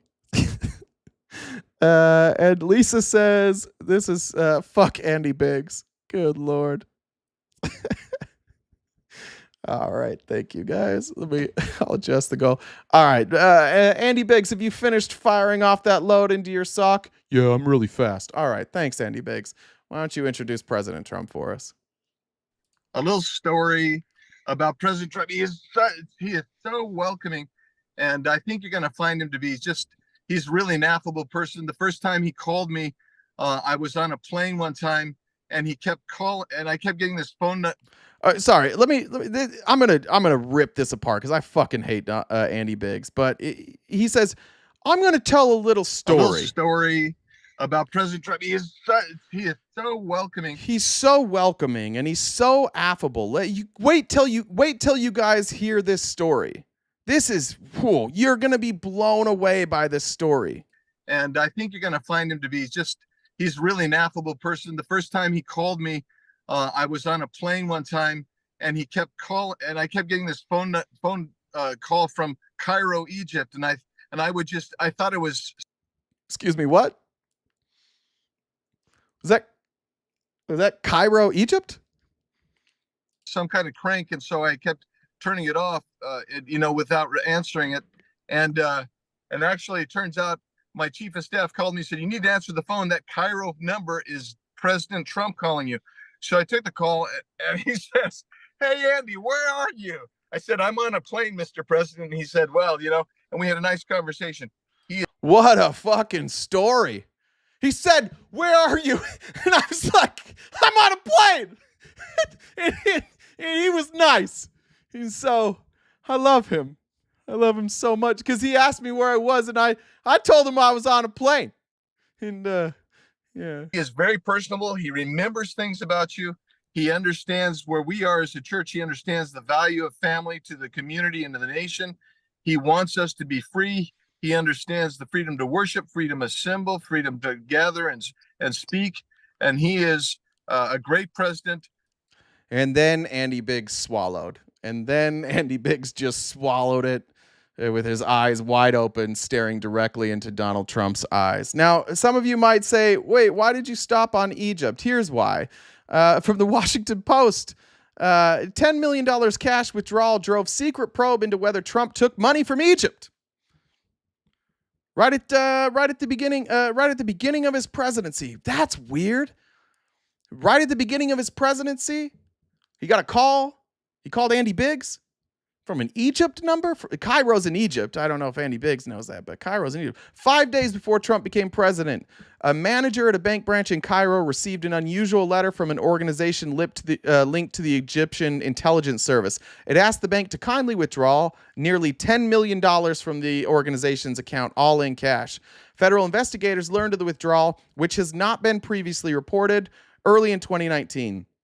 The discovery intensified a secret criminal investigation that had begun 2 years earlier with classified U.S. intelligence indicating that Egyptian President Abdel Fattah el-Sisi sought to give Trump how much money? $10 million to boost his 2016 presidential campaign. Now, this has been investigated by Bill Barr. It's been shut down by Bill Barr. The investigation, this information was found through Mueller's investigation, but because Mueller had a small scope, Mueller turned this over to the Department of Justice because it wasn't part of the scope of that investigation, and they basically killed it. But here's some things that you should know. Within months of learning of the withdrawal, prosecutors and FBI agents were blocked by top Justice Department officials from obtaining bank records they believed might hold critical evidence. The case ground to a halt by the fall of 2019 as Trump's then Attorney General Bill Barr raised doubts about whether there was sufficient evidence to continue the probe of Trump. Barr directed Jessica Liu, the Trump-appointed U.S. attorney in D.C., to personally examine the classified intelligence to evaluate if further investigation was warranted. He chose a Trump appointee? Cool. He said that he instructed Chris Wray to impose adult supervision on FBI agents. Barr described as hell-bent on pursuing Trump's records, according to people familiar with the exchange. In June of 2020, the prosecutor Barr appointed to take over the office leading the case closed the probe, citing a lack of sufficient evidence to prove this case beyond a reasonable doubt. Basically, what happened is we know that they took out $10 million in U.S. currency. The Trump campaign had been begging Trump to infuse the campaign with $10 million of cash for ads because it was late stages of the campaign. He was reluctant. And then right after this withdrawal, he was ready to do it. He's like, yeah, I'll do it. And weirdly, he still structured it as a loan repayment. So it looks like if this is true, Egypt gave $10 million to Trump, and then Trump took that money and loaned it to his campaign so that he got the $10 million and it got paid back. So Trump actually got the $10 million. He didn't just give it to his campaign. It appears that he got it back from his campaign too. But Bill Barr didn't want to investigate this. There was nothing there. And they wouldn't let people get access to Trump's records. By the way, Joe Biden's son did some stuff that was questionable, and we got all Joe Biden's records. But this, we couldn't get Donald Trump's records for. All right. So Andy Biggs introduced Trump, or jerks off Trump, whatever you want to call that, finishes off Trump. And then Trump comes on knowing nothing about Mormonism at all. But he just comes on and he's just like, it's in typical Trump fashion. Trump, these folks all want to hear like why they should vote for Trump as Mormons. And you just tell me if any of this is about being Mormon. I think I'm very popular within the Latter-day Saints community, and perhaps I shouldn't be because I've worked very hard to get all of the things that you want me, and it's open We had an open phone and an open Oval Office to your representatives, and we have very much the same ideas with God-fearing American patriots, and we want to also get out the vote because we have to win something. This is very important. We have a person that is really not a good person. She's not a good person at all. As you know, she's got a lot of ideas that are not acceptable to you and to me and to everybody. She's called a Marxist. She's a Marxist. So Donald Trump just says, I'm very popular with the Mormons and I should be because I'm a God-fearing man. Kamala's terrible. She's a Marxist. A Marxist. Now she's trying to change about 15 different policies from everything to, you look at what she does with her. Let me continue this. Now he's going to tell us all the things that she plans on banning, which are, of course, going to be lies by Trump because that's what he does. You look at what she does with the fracking, with the banning of the fracking and all of the other things, the confiscation of guns, So you look at what she's done with the banning of the fracking and the confiscation of guns. Two things that definitely didn't happen. One of the things that she's going to go the exact opposite of. If you look at her, she's tough. And then his phone just cuts out. His phone cuts out. Andy Biggs comes back on. Andy Biggs starts just talking, like basically recapping what Trump says, and then Trump just in the middle of the sentence, like Trump had never stopped speaking. You know when we like mute somebody and then they don't know it, and they finally unmute. They've just been talking the whole time. That's what Trump was doing. He didn't know that his connection cut out. So Andy Biggs is talking, and then Trump just amazingly, she was very just comes back nasty to Biden. Amazingly, he as the running mate, and now all of a sudden we're running against her. Biden got 14 million votes. She got no votes, and we're running against her. And say that that's a threat to democracy, and it's But the biggest threat to democracy is her lack of confidence. You've been watching what's been happening over the last few weeks. I'm very proud and pleased to tell you that our poll numbers have been very good. We're now leading in the polls. We're leading in the polls. Depending on what you look at, but we're leading in virtually every swing state. We're leading it depending on what you look at. Like if you look at only the polls where we're leading. But if you look at all of them, of course, we're not. And I think by the time we finish in Practicing 23 calls days, from prison. I think we'll be even. I think it's looking very good. As you remember, we were doing very well against Biden. So it happened to me. I have to run against two people, not one. Spoiler, you always run against two people. There's a president and vice president, but we had debate, and we were up by many, many points against Biden. I mean, this is just incoherent, right? Like, this is somebody's grandpa on the call, and if this was anybody but Trump, they'd be like, cut his mic, cut his mic, cut his mic.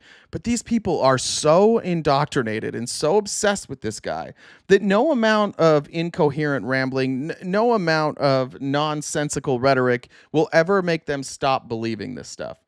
Fuck, Sal's back. Damn it. Sal says, trust me, you don't want a beaver messing with your wood. You'll be damned before you finished. That's good. That's good advice, actually. Estelle says, Bob Woodward's new book released today. I didn't know that was out today. I can't wait to read that. That's going to be, I mean, we've probably seen most of the stuff that's come out in the news. That's kind of how they release these things. All right. Now we're going to move on here. This is Raul Labrador. That's his real name. He was a founding member of the Freedom Caucus. He's the only person in the Freedom Caucus somehow less known than Andy Biggs. I had no idea who this guy was. But listen to this. When these folks from the Freedom Caucus tell you that Donald Trump isn't going to do exactly what the Heritage Foundation says, and if you have any doubts that the Heritage Foundation owns the Republican Party, let me just have you listen to Raul Labrador here, explaining why initially he wasn't a fan of Donald Trump, but due to his loyalty to the Heritage Foundation, he came around. He was going to nominate By the way, yeah, he's the attorney general in Idaho. He was a congressman. Now he's the attorney general in Idaho. Constitutional judges to the Supreme Court that were on a list that he had provided to the nation, but he kept using Now that list that he provided to the nation was a list given to him by Heritage Foundation, and he put that out there, and we've covered that before. He had provided to the nation, but he kept using a phrase that I didn't like. He kept saying, I'm going to nominate somebody on this list or somebody like them. And the somebody like them was the part that I didn't like, because he could just nominate anyone and claim that it was somebody like them. So I very strongly said, Mr. President, I cannot endorse you, and I cannot, or at the time, Mr. Trump, I cannot endorse you, or I cannot campaign for you if you don't ensure that the list is out there for people to know. I don't want you to have any wiggle room with this list. And he looked at me in his Trump way, and he just told me, you know what, Congressman, I actually agree with you. It's actually the senators who are begging me to say somehow he was. Yeah. So all of these people in Congress know that Heritage Foundation's pulling the strings, and he's like, I'm not going to endorse you unless you promise to do what the Heritage Foundation said. And then Trump's like, yeah, you're right. The senators made me do it. They're the ones that made me say it. Yeah, exactly. He just blames them, and then he does it. But yeah, this is just more evidence that Donald Trump is owned by the Heritage Foundation, and that he'll change even just his language in order to make sure that he stays in office. I learned two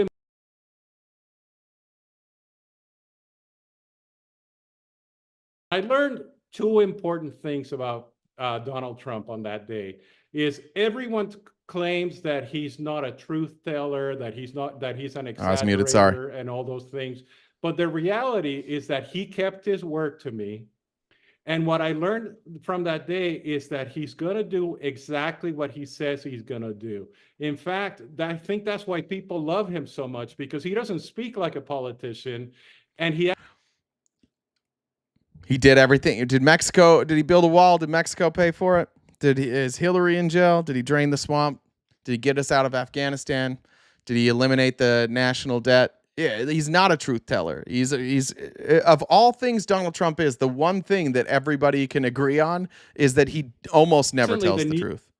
Then we have the libs. We're gonna, guys, I don't know if you know this, but if you're a lib here and you're not on board with torching the Constitution, what are you doing? Because that's our goal. We're here to torch the Constitution. Recently, the New Yorker magazine has said that it was time to torch the Constitution. The left and the media want to get rid of the Constitution. Vice President Harris wants to pack the U.S. Supreme Court. Governor Walz wants to scrap the Electoral College and erode the First Amendment.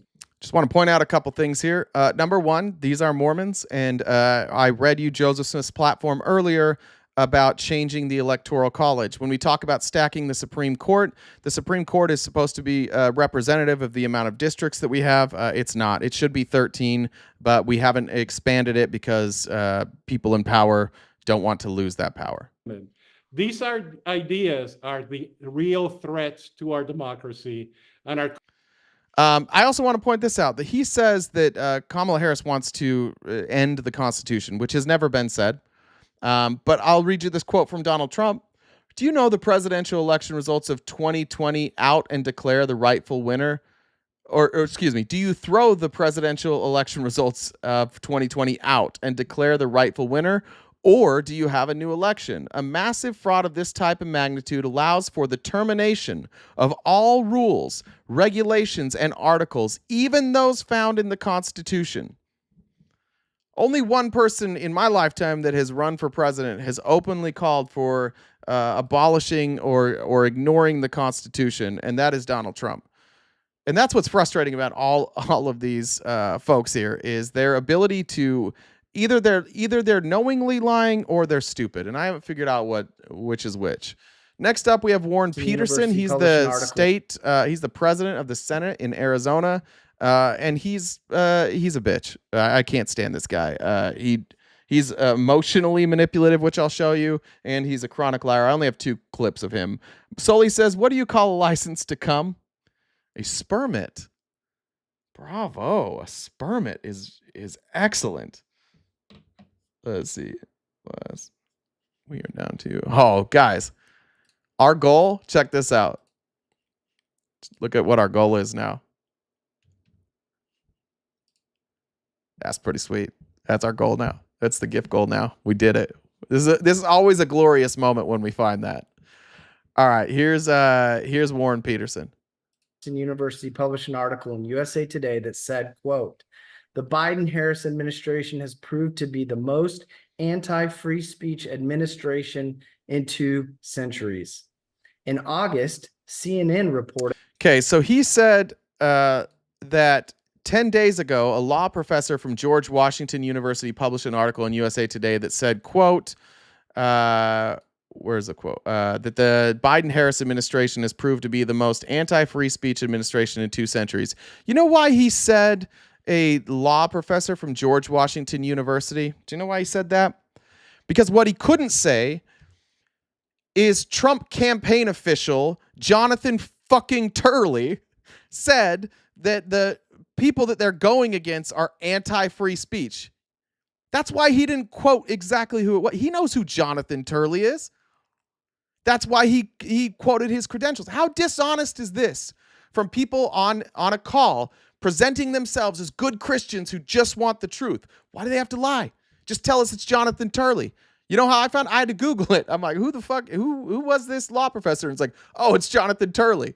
He's just like the guy that goes on CNN and defends Donald Trump. He's the guy who has been on Fox News every time Donald Trump gets in trouble defending him. He is just a Trump administration or a Trump campaign official. That's what he should have said. A Trump campaign official said Kamala's bad. Administration in 2 centuries. In August, CNN reported that Facebook was pressured by the Biden-Harris administration to censor content. On the other hand, Trump supports free speech. Okay, CNN reported that. I disagree with the framing of CNN's report, but that's fine. On the other hand, Trump supports free speech, he says. What do you guys think he's going to use as his example of Trump supporting free speech? I want to see some guesses. Went from Labrador to a bulldog. Twitter, there it is. You know, True Social.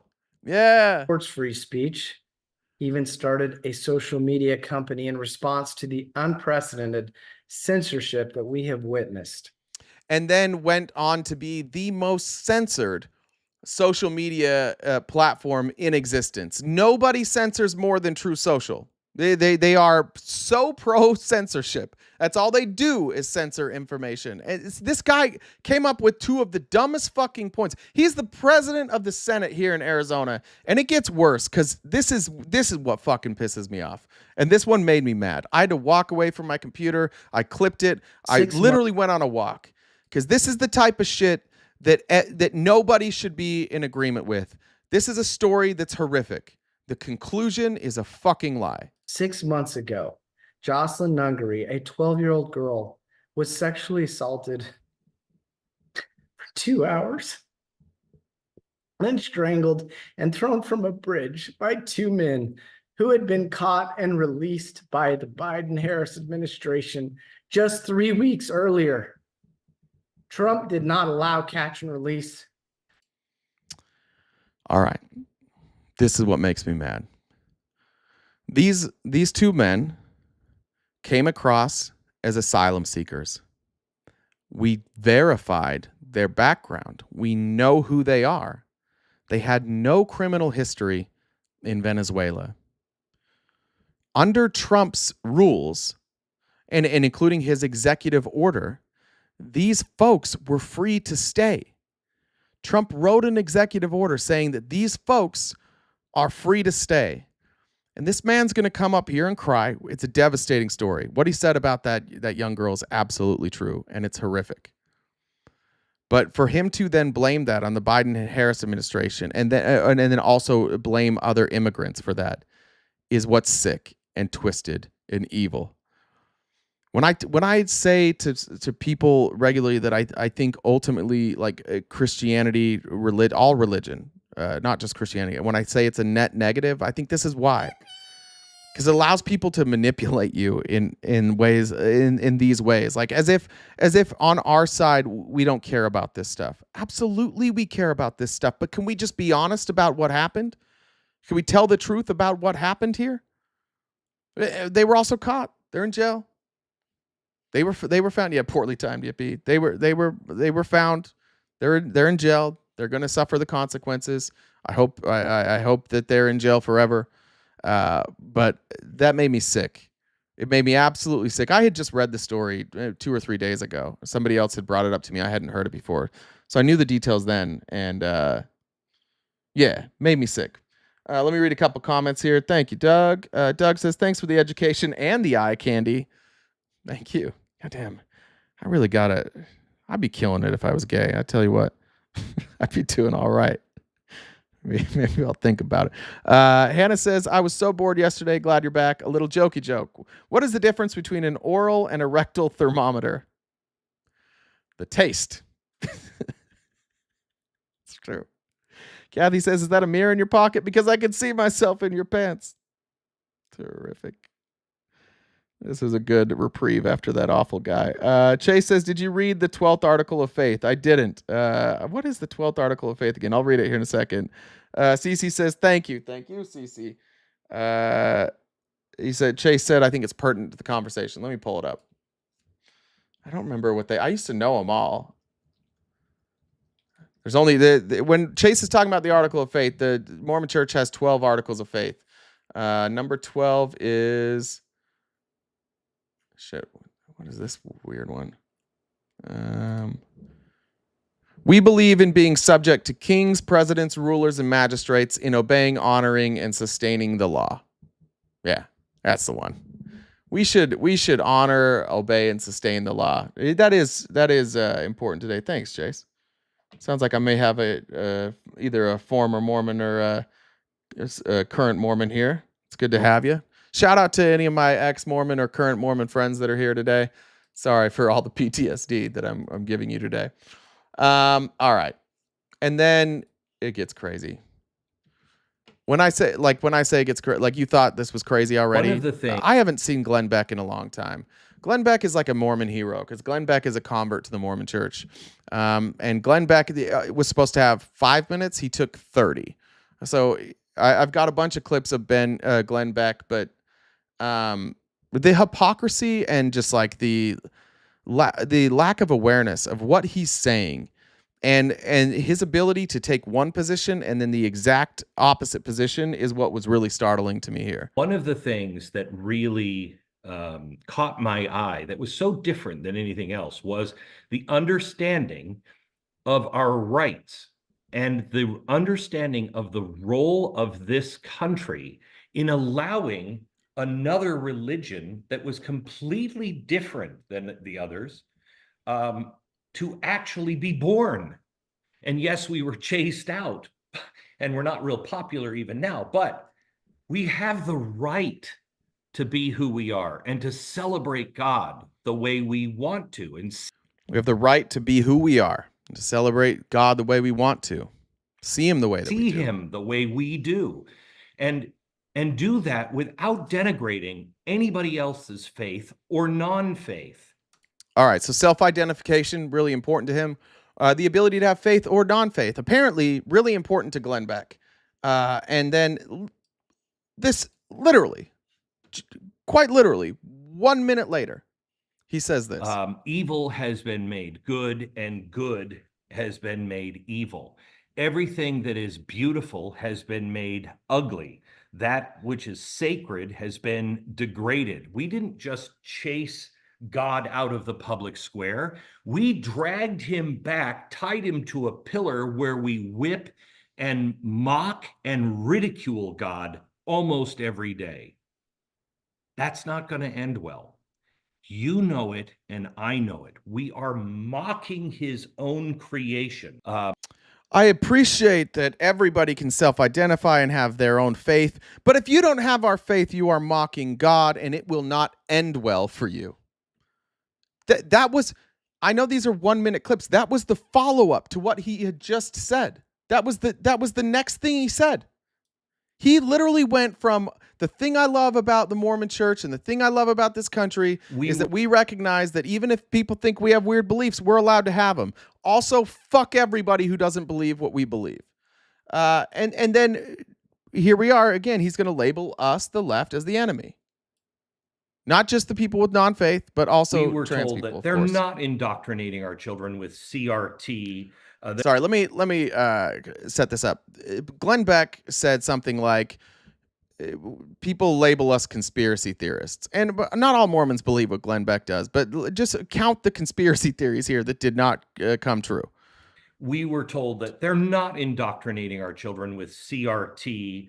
They're not indoctrinating our children with DEI. Those are conspiracy theories. That's fact check.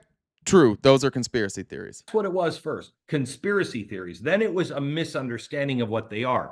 Correct. Also, you didn't know what the fuck they were. It was two things. First, it was a conspiracy theory. Then we heard you explain it and we're like, oh, you're just dumb. You just don't know. You don't know what any of this is. We know what those things are. You don't. Turns out that they're true, not conspiracy theories. They're not true. They openly tell us that our children. Here's the children stuff again. Just framing. How do these folks view their children? Do they view them as individuals with their own thoughts? No, they view them as property where and property that they're allowed to indoctrinate and can force indoctrinate. Tell us that our children should be able to speak to the teacher or the schools in secret, that they can actually have a conversation with our children and help them make a decision that most of us would disagree with, especially if we believe in the family proclamation, and that is gender is ordained by God. Yeah, so like if Glenn Beck, if you had a kid and your kid was trans, they probably wouldn't want to talk to you, and you wouldn't be any help to them. You would make their life worse. So yeah, it's okay if teachers want to help people make a decision, not force them to do anything. That the way he even said it, like most of the time they say like, oh, they're forcing it on our children. They're trying to convince our. No, he just said help them. Like now you don't want teachers to be able to help children when they have a problem at home. You don't want them to be able to go to a school counselor. Now he's going to call us all predators. You can talk to my children in secret? Yes. If I'm a school counselor and your child comes to me asking for anonymity, yes. Because children are humans. And humans in this country have rights, and they have the right to privacy, and they have the right to speak to somebody like a school counselor without fear that goes back to anybody, whether it be their parents, their friends, their other teachers, whatever. Yeah, children are humans. You can talk to my children in secret? That makes you a predator. I'm not saying a sexual predator, but a predator nonetheless. You are a predator to my family and my children. You are putting them in danger. Danger of what? See, the danger he's talking about here is like eternal damnation, or a danger of not being viewed correctly in the eyes of God. Not any real danger, just this hypothetical danger where people leave your cult. There was a story I read just the other day. By 2030, and I can't remember what it is, it's 30 or 50% of women in America will be single and childless. By 2030, we are... Shout out women, go travel. Get it, do your thing. Destroying the family. We are destroying men. We already destroyed men. Now they're setting out a course to make men women. And I don't mean like kind of more sensitive men. I mean women. We know that is not true. And yet so many of us tolerate. Yeah, who is doing this? Who is trying to turn men into women and women into men? Nobody's doing that. There's not this agenda of people like trying to convince people. It's it gets used all the time, but like the more something is socially acceptable, the more people come out of the closet. whatever it might be. It's simple. I learned it from Jovan, but like literally just being left-handed. Being left-handed was viewed as a disability. Then once they realized like some people are just left-handed and the stigma was removed from it, suddenly there was way more people who were left-handed. Right? Like it's just what happened. Like what they're upset about is acceptance. They're mad that we're accepting people how they are. We're mad that we're telling people like, yeah, that's fine. Of course. Like, of course, who the fuck cares? Like, what? You're not any different just because you don't feel like the gender that you were assigned at birth. Like that, who cares? I don't feel like a Mormon. This. They're tearing our communities apart, our safety. Our communities, our families. Now here's another outrageous claim. Now we're going back into the conspiracy theories. It's amazing how Glenn Beck spent 30 minutes and he got goddamn near every fucking thing wrong. Like almost everything he said was wrong, and thousands of people watched this and agreed with it. This is the problem we have in this country. You want to talk about tearing apart our country? It's manipulating people who share your faith, and they trust you because you share their faith, and you feed them full of lies that lead to hatred and bigotry. That's what's tearing our country apart. Hatred and bigotry for those that are just different than you. When BLM happened, remember, it was Kamala Harris that actually came out and bailed people out and said that these riots should continue. Nope. She didn't bail anybody out. She talked about she advocated for people donating because you know who gets screwed in those situations is poor people. She's talking about cash bail. She didn't say she wanted to eliminate bail. She wanted to help people pay their bail. Again, if they were so dangerous, the judge could say no bail. But they're not. These weren't dangerous people. They were just people who didn't have the extra money to pay their bail. And they will continue.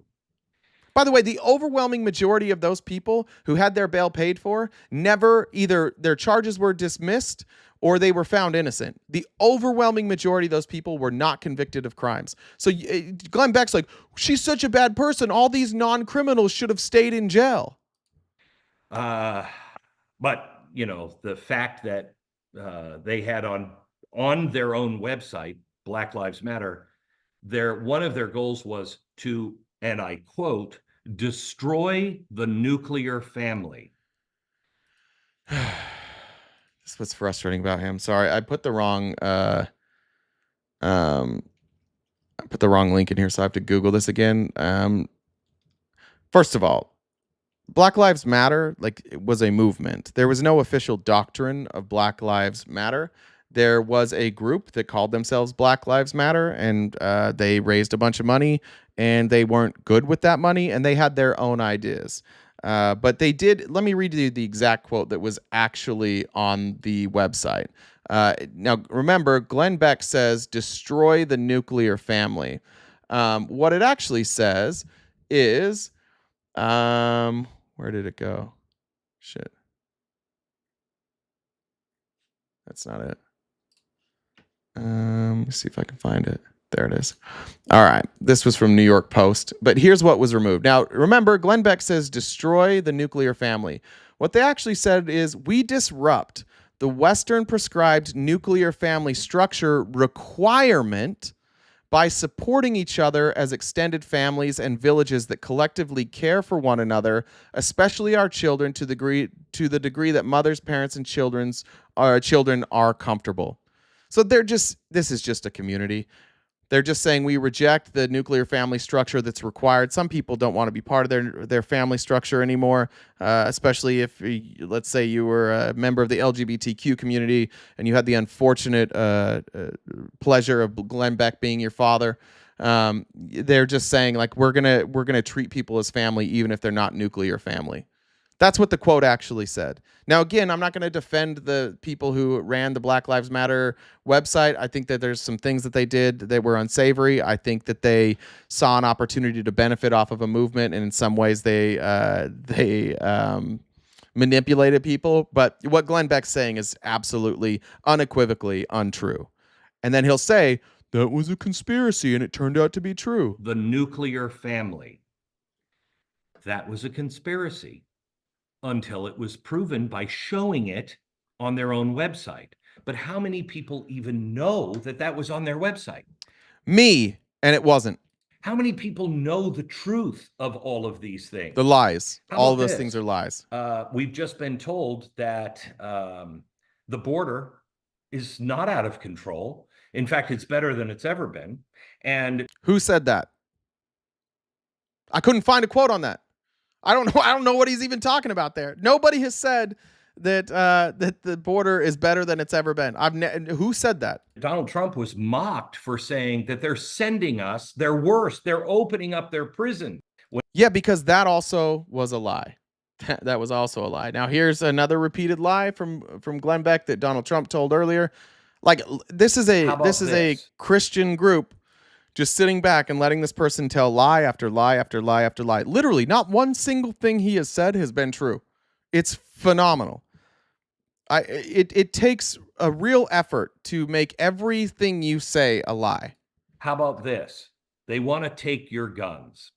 No, that's a conspiracy theory, even though they have stated these things. Nope. After reimagining the police, remember, Kamala Harris was one of the leaders of reimagining the police and changing the way we policed. She was against bail.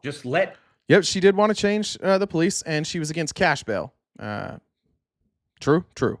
Finally got something right there. People out. Well, we're doing that.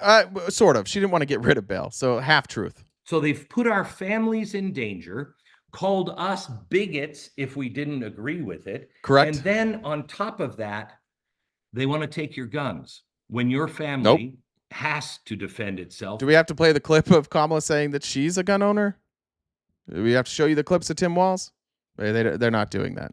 Because the police in a lot of big cities don't show up anymore. Yeah, they just don't show up. It sounds to me like somebody's not on our side. But again, that's a conspiracy theory, just Correct. like it is Conspiracy theory. that they're putting inappropriate children's books into our school, which I didn't clip this the whole way. Here's what he says. Just like it is that they're putting inappropriate children's books into our school, which we know they are because parents have come to the school board meetings and tried to read them out loud and been told this is inappropriate in a public meeting. Then why are you assigning this to my children? They're not. Nobody's assigning it to your children. The books that they were reading from were not assigned to children. They were resources available to children. And if you don't want your children to get it, be a good fucking parent and go to the school and tell them, hey, I don't want my children to read this book, and put a restriction on them checking it out. But now we'll get to more. Like, this is, I'm sorry if you guys are bored, but this is just more lies. Here's Glenn Beck. He just keeps take the going. vaccine. None of this is based in science. That, of course, was vaccines. You shouldn't take the vaccine. Take the vaccine. None of this is based in science. I don't even understand. You shouldn't take the vaccine. I don't understand that. Yeah, none of that is based in science. Saying that you shouldn't take the vaccine, that is not based in science. That's true. In science, that, of course, was a conspiracy theory until it wasn't. The abortion in the third trimester, very few people, I think it's like 8% of people are for a third trimester abortion. Okay, we might disagree early on, but nobody disagrees when it comes to the third trimester, and certainly not about partial birth abortion or partial birth abortion. Okay, before we get to partial birth abortion, VP, now my personal opinion is all 9 months, it is up to the mother and the doctor. Kamala Harris and Tim Walz have said we want to restore Roe, which is not third trimester, right? So, like, even what he's saying there isn't true. Like, they're not advocating for this. And I am. Certainly not about partial birth abortion or trying to kill the baby as it's in the birth canal. And then, of course, no one wants to see a baby left to die that actually survives that nightmare. He finally got it right. Nobody wants that. Nobody wants that. Nobody's advocated for it. Nobody wants it. Kamala Harris will tell you that's a conspiracy theory. It is not. It is. It is a conspiracy theory, Glenn Beck. Like, this guy is one of the most powerful people on the right. Everything he says is an absolute lie. sorry, I know some of you guys are tired of this, but I'm not, because this is just this is all the things I wish I could show my parents, and my parents would never watch this. If I asked my parents to watch this, they would make it through 3 minutes of my explanation and they would quit, because they're also so into this cult that like this type of information would hurt them physically. It would hurt them. They would have to quit. Let me cover some messages real quick. A bunch came through. We did hit the goal. Thank you guys so much for that. But feel free. We will take any funding we can get. Appreciate it. Jason says, why did Jesus get kicked off his hockey team? Oh, God. He kept getting nailed to the boards. God damn, Jason. Sal. Becky would know a lot about eternal damnation. Sarah says, pretty rich coming from a church that says trust your bishop. Yeah, Sarah, good point. Church that's just released, I think like something like 90 sexual abuse cases were covered up. Ashley says, what happens when you cross human DNA with goat DNA? You get kicked out of the petting zoo. Sorry to our Alabama friends there. Jesse said, Glenn Beck was my dad's hero on Fox. Yeah, he was too crazy for Fox. He had to leave Fox. He couldn't tell the truth on Fox. All right. Is even covered that Friday. Okay, now Glenn Beck is going to tell us a story that did not happen. It's crazy. This story didn't happen. Media has even covered that Friday, the Supreme Court of New York overturned the judgment against Donald Trump. Why?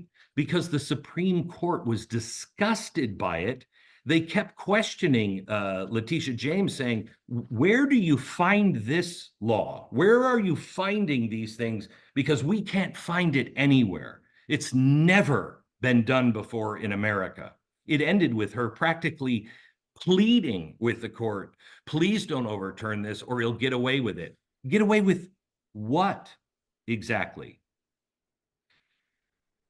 We are sitting. All of that is a lie. None of that happened. The Supreme Court didn't rule on anything. The Supreme Court heard arguments, and the Supreme Court went like they always do in hearing arguments, is they ask questions to see what the lawyers can answer on both sides. Dumbest Millennial, is that his name? Dumbest Millennial did a video about this too. And Law of the Wild has a great video on his page. You should check it out, debunking all that. Same thing. Maybe older millennials stole it from Glenn Beck, because this never fucking happened. Nothing was overturned. And look at him pulling his hair back. Like, why doesn't anybody believe me? Because, bro, you're crazy. That didn't happen. The very thing you're talking about did not happen. Sitting here being told for the last 15 years, all of these things that are happening are conspiracy theories. They are. That we're a liar, that we are making things up, that it's mis and disinformation. Facts. Yeah, all of it. Literally everything you've said so far, misinformation, disinformation, including that last story that you just made up. This is what's like Mormons, and he's going to talk about being persecuted, I think, in this video. This is the last Glenn Beck one, so don't worry. I've only got Glenn Beck and a couple Mike Lees, and then we're done. But they claim that they're persecuted, and the right loves to claim that they're persecuted. People silence us. No, we just tell the truth. You're fucking lying. The speech that must be protected is the speech we find abhorrent. Oh, yeah? Like pronouns? Like that kind of speech? How about kneeling for the anthem, Glenn Beck? Did you do like 6 months of Colin Kaepernick shit? Yeah, it's the speech that we find. Now listen to the example of the speech he finds abhorrent here. It's why I have stood up for people that I don't really even like and campaigned so they would have their job back or they would be able to gain their voice back. These are far leftist people. Bill Maher was the first one. Bill Maher is a moderate centrist, and Glenn Beck only defended him because he was being transphobic. So Glenn Beck actually was defending only the language that he didn't find abhorrent. He's saying, like, I don't even like these guys. They're liberals, but I defend them. No, you defend them when they say something shitty that you agree with. He defended him for being transphobic. That's what he defended him for. We believe in freedom of speech, the freedom of thought, the freedom of religion, the freedom of press, the freedom to petition. We have the freedom to ask our government, can you explain yourself? But they never do. Unless the government we ask to explain themselves is run by Trump, in which case we're not allowed. We can't ask those questions. We can't investigate. Remember, they complain every time we investigate Trump. We have the freedom of assembly. All of these freedoms are going away. None of those freedoms are going away. None. Absolutely zero of those freedoms are going away. What do you guys want to do? You want big boat or do you want to keep going with this? Big boat's in the request. You guys choose. Big boat or Mike Lee. It's up to you. Big boat. One for big boat. Guess. Keep going. All right. Big boat wins it. We'll still have time to finish this up. It'll give us a little reprieve. Big boat, your people, man. Look, what's up, man? That's your guy, Glenn Beck. How about that? I requested to join just to save everybody from that boring ass chat Glenn was giving. Yeah, I'm sure it's hard for you to sit back and watch like the craziness of the people in your party. I'm sure that's frustrating. I mean, it does frustrate me a little bit when they just ramble on and on and on about the same shit. It gets old. Like, especially when they're all lies. Like everything he just said was a lie. I mean, some of it could be very contradicting. Some of it may be close to in line. Some of it's probably far-fetched and no, it was all lies, all of it. You know, some of it could be just hyping everybody up. Yeah, it's just a lie. It's just a lie from a lunatic. That's all it is. Hey, I was gonna tell you, man. I want to tell you that you really encouraged me to maybe try out being a Mormon for 1 year just to see. Fucking idiot. Yeah, give it a go. You got to give 10%. You got to give 10% of your money to the church. I mean, did you know that part? I don't. The 10% doesn't bother me.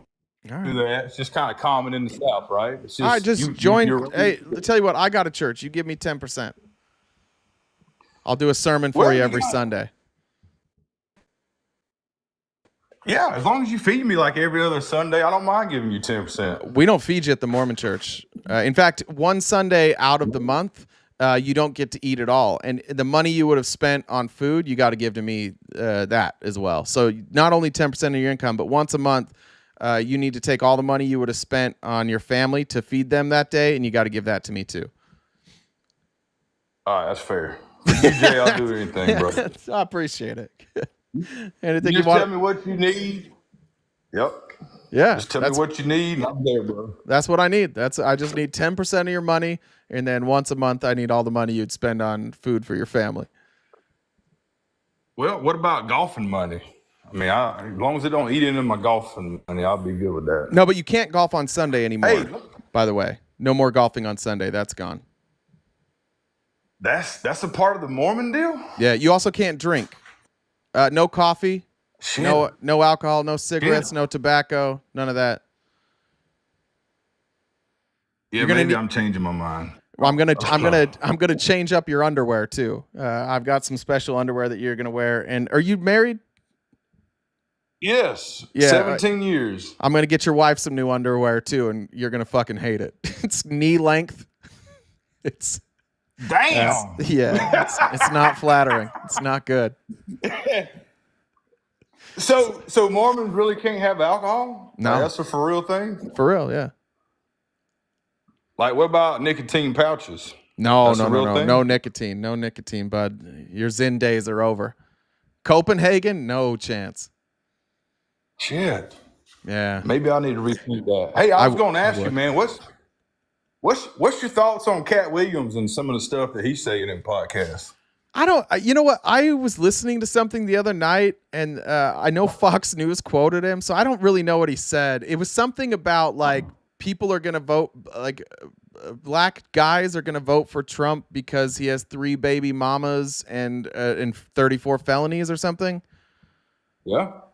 Yeah, that's I don't know. That sounds stupid to me. I don't know.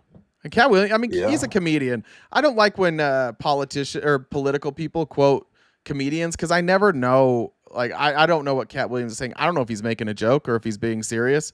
If he's being serious, I don't know. I'm not going to speak for black people, or we'll see. But I would doubt that people vote based on that. That would be surprising. Yeah. You know, I've become a big Cat Williams fan. Yeah, I bet. Well, let me tell you why. You gotta let me tell you why, Jay. Go ahead. All right. So he was doing a comedy show and he was talking about oxtail. Okay. I don't know if you've seen it. You need to watch it. Well, I watched it. I've never been a big. Being honest, I've never been a big fan of his comedy. I've never been a big Cat Williams fan, so I probably haven't seen it. Me either, but I just saw it on a TikTok clip. So then I go and I fact check. Listen now, listen. Okay. I've never fact checked, but Jay, you got me fact checking. You're fact checking comedians. Do it on your politician. Yeah. And what he said was absolutely spot on. He's like, people are out there eating oxtail, really believing that they're eating an oxtail. And I never really knew where they got oxtail from. We don't even have ox in America.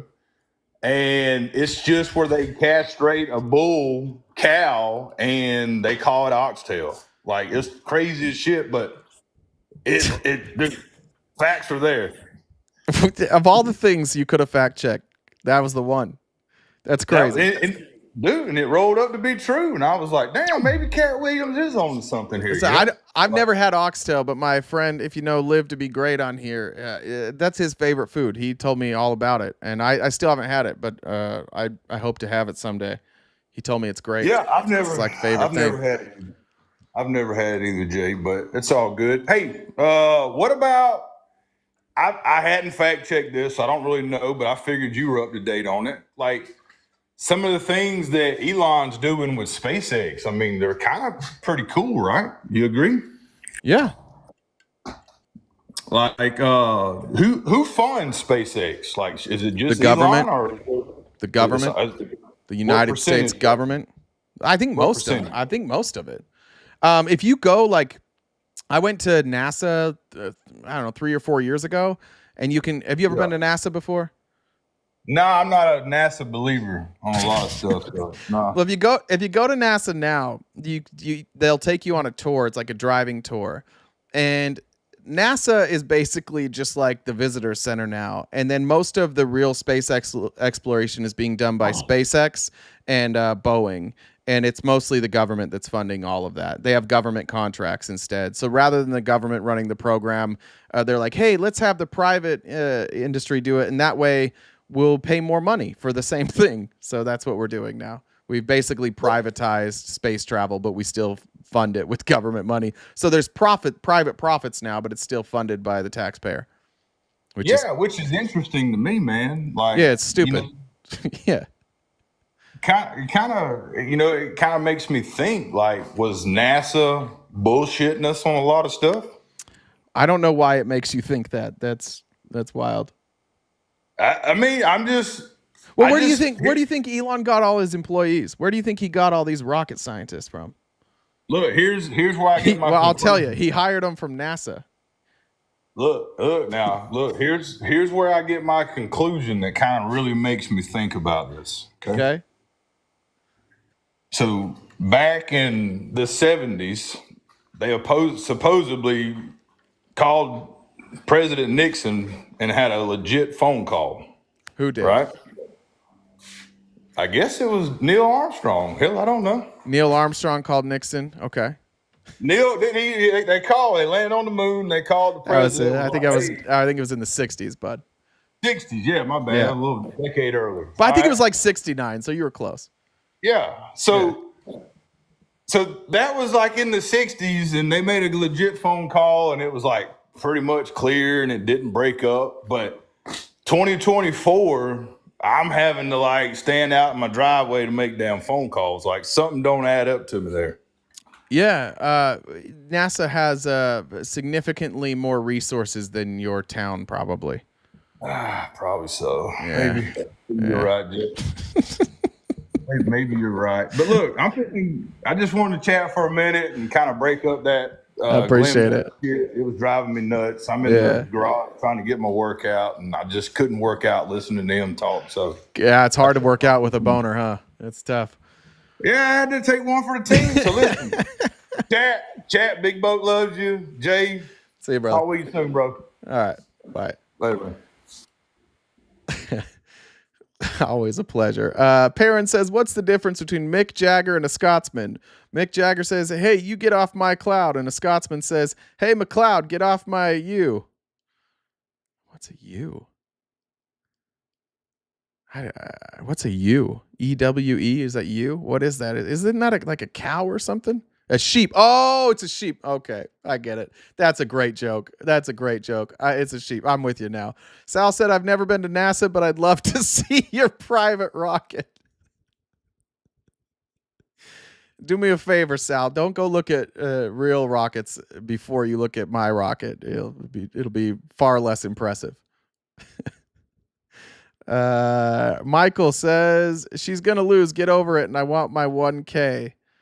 I don't know. I'm assuming that's some sort of somebody I made a bet with. I like how, that's a weird thing to say. As somebody who's was a pretty big gambler in my day, one thing I learned is you never call it over when the game is still afoot. It's weird for you to say it's over. And by the way, I'm going to break from our original programming.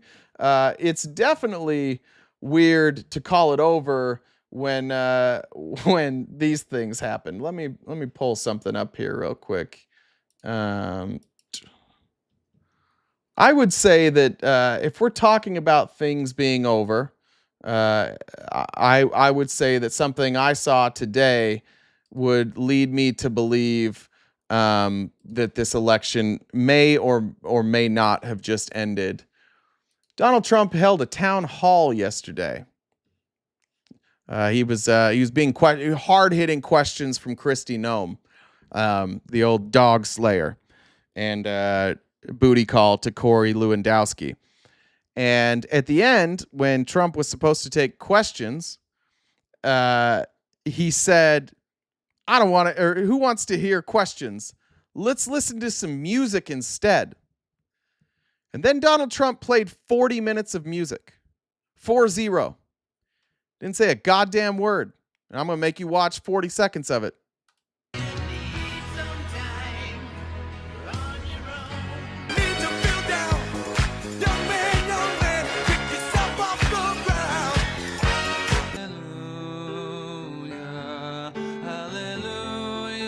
By the way, that's not Leonard Cohen because nobody will let Trump use their licensed music, so most of these are knockoffs.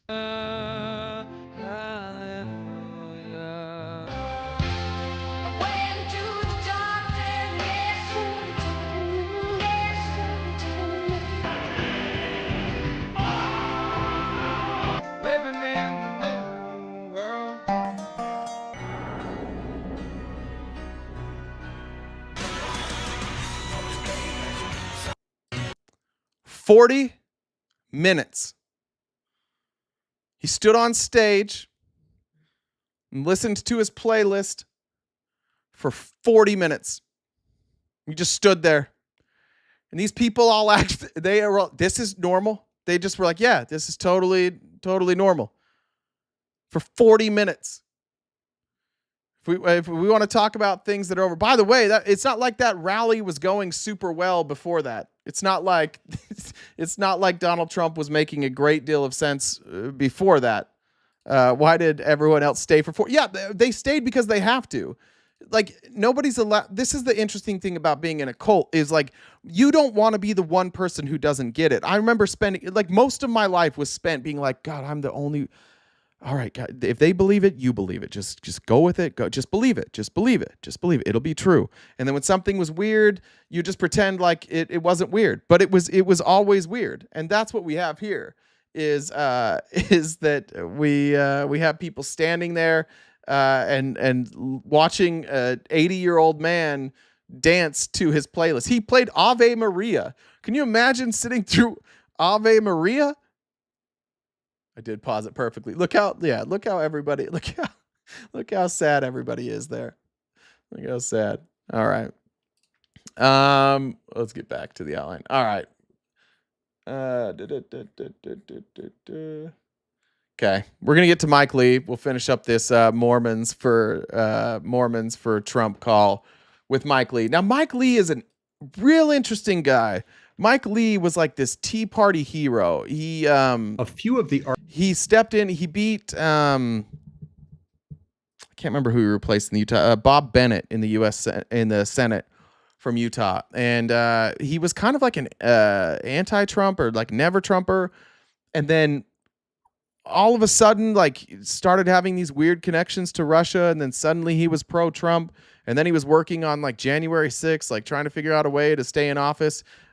He's first gonna lay out a weird argument. Like he's gonna lay out the argument for Republicans, but it sounds a lot like laying out an argument for Kamala.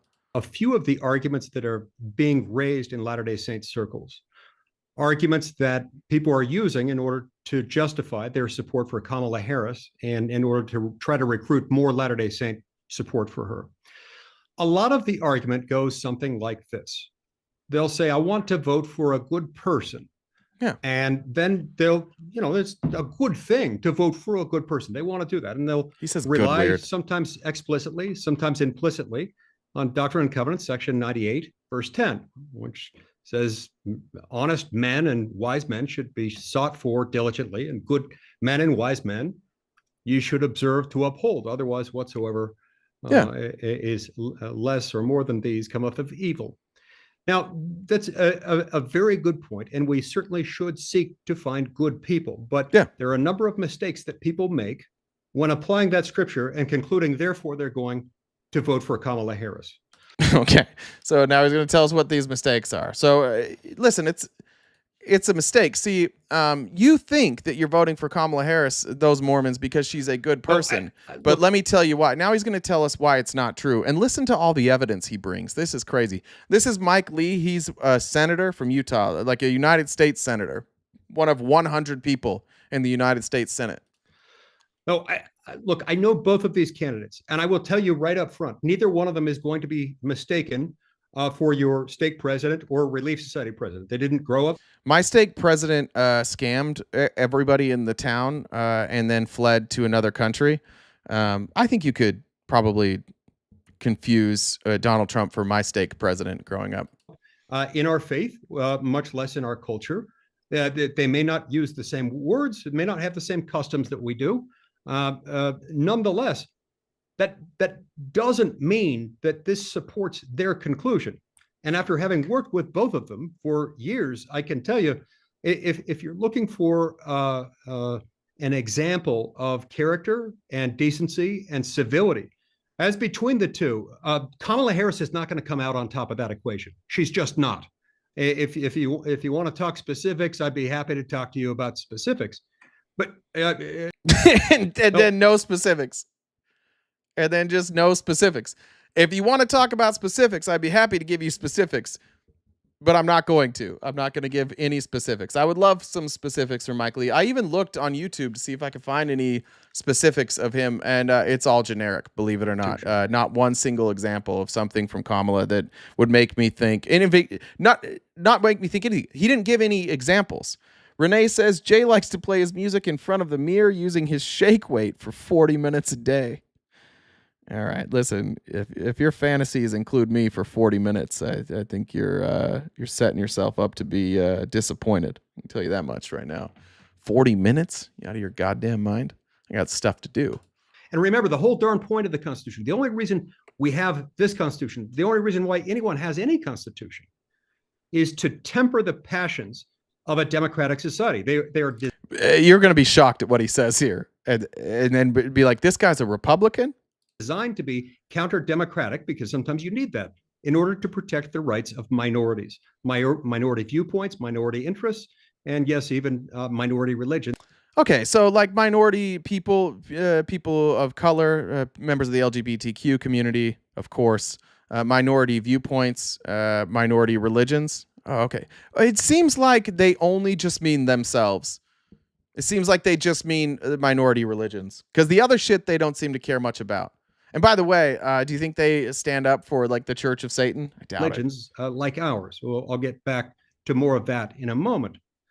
So the structural protections, Donald Trump has shown 100 times more understanding, compassion, and devotion to those structural protections of the Constitution than Kamala Harris has. He said when protesters were out using their freedom of speech and doing so peacefully, he said, "Can't we just shoot him in the leg? Can we just shoot him in the leg?" Remember earlier I read the quote when he said that he could undo the Constitution. It's crazy when people like. I would like to point out in this entire call, not one single person has given us a single example of Donald Trump understanding any of this. They all say it, but when given the opportunity to give an example, this was an hour and a half long.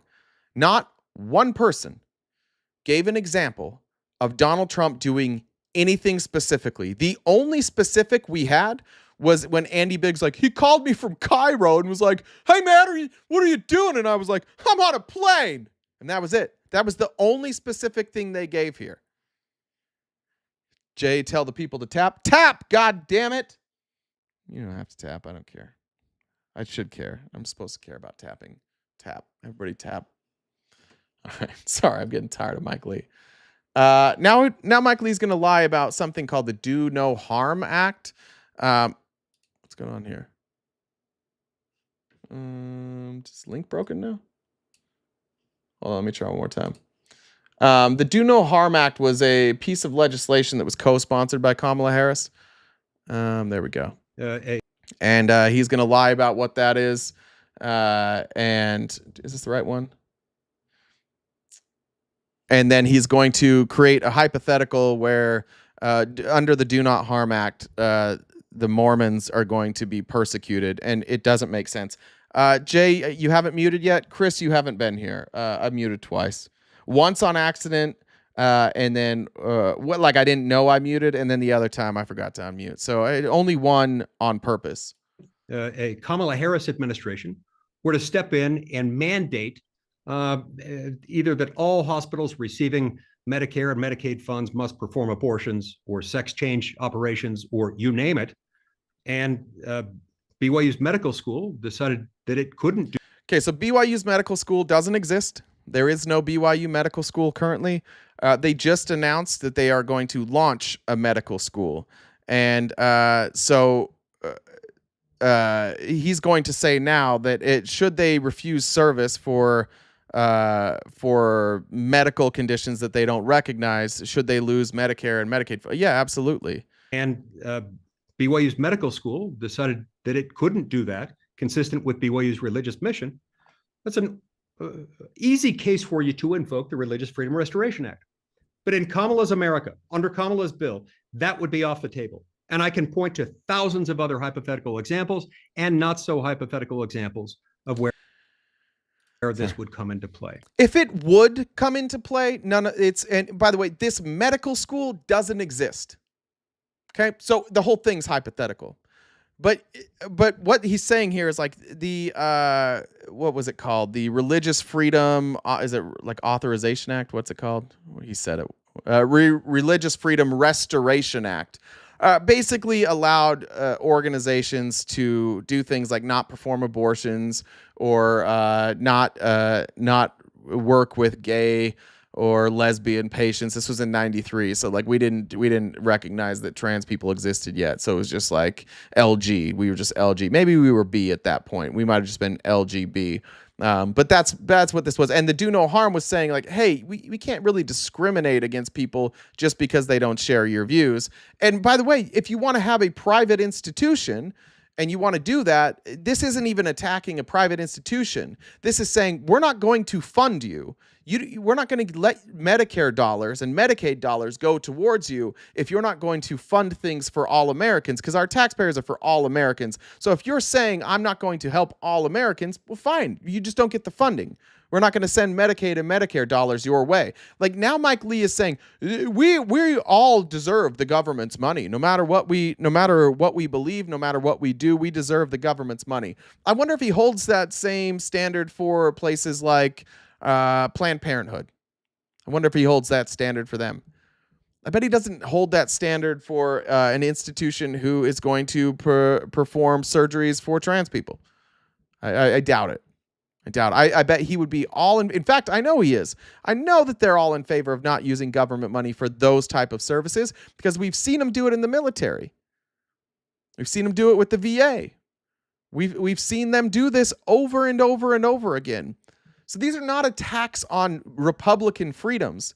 They're attacks on Republicans being able to control what other people who don't share their views do.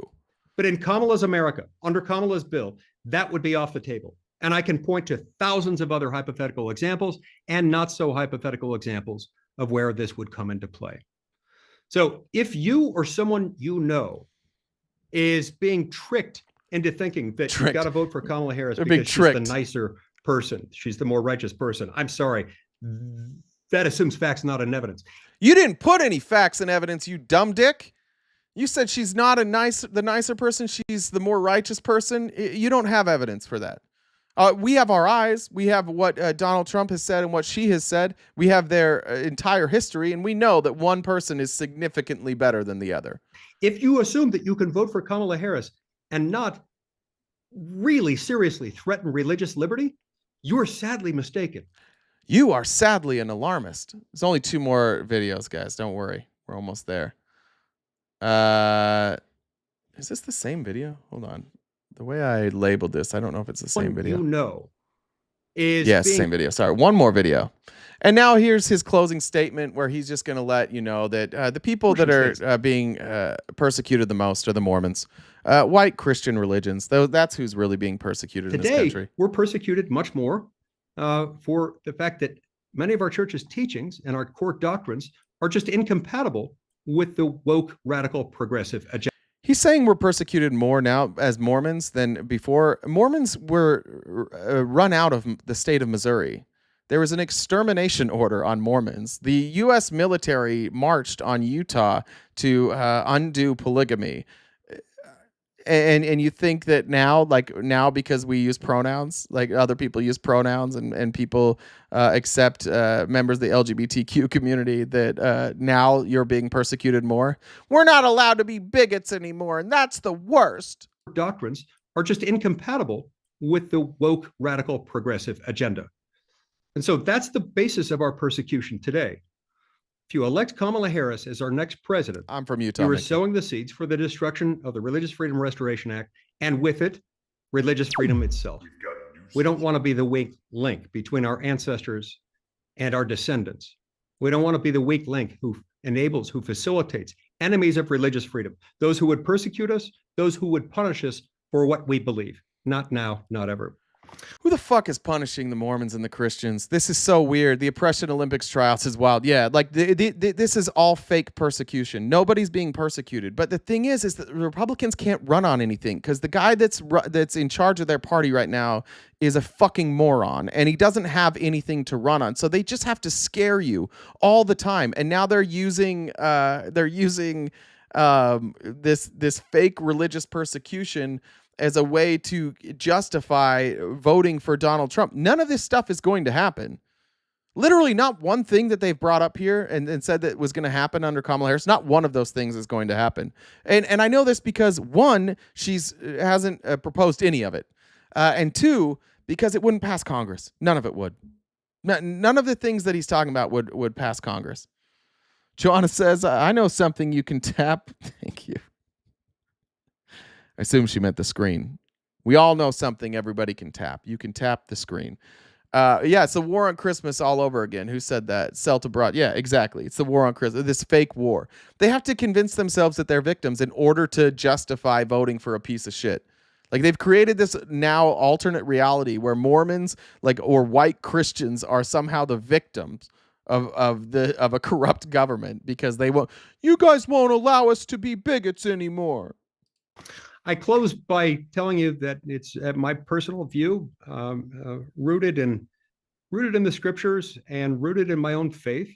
Good. So rooted in a made-up book that you said. By the way, the Book of Mormon we were told that the Book of Mormon was a translation of a book that was a book written by the principal ancestors of the Native Americans. And as everybody knows who has studied world history, the Native Americans, their ancestry is Jewish, right? Everybody knows that Native Americans are just Jewish folks that escaped Jerusalem and came over here to the Americas, and then those that had the darker skin, that was because their descendants sinned, and so they got darker skin. But the principal ancestors of the Book of Mormon are the Lamanites and Nephites who came from Jerusalem.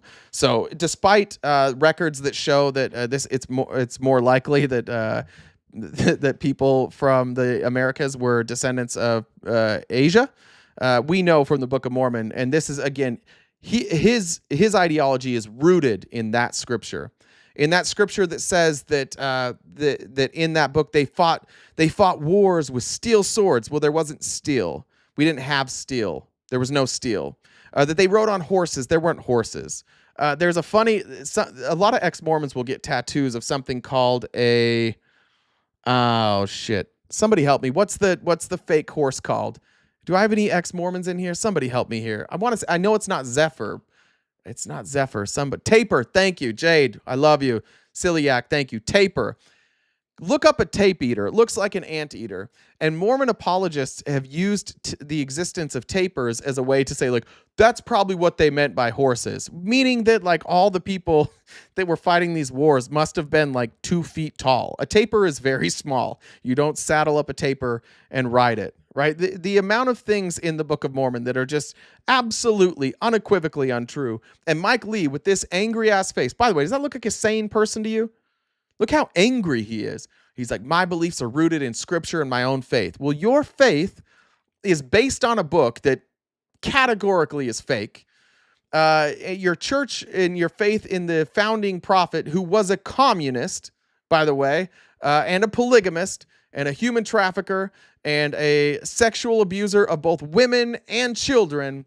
That's your faith. Your scriptures are bullshit. Your faith is rooted on a con man who was, by the way, Joseph Smith, who founded the church. He was a treasure digger first. His family, they were run out of cities because they told people they could find treasure on their land and that they had these seer stones and they could look in these seer stones and they could find treasure.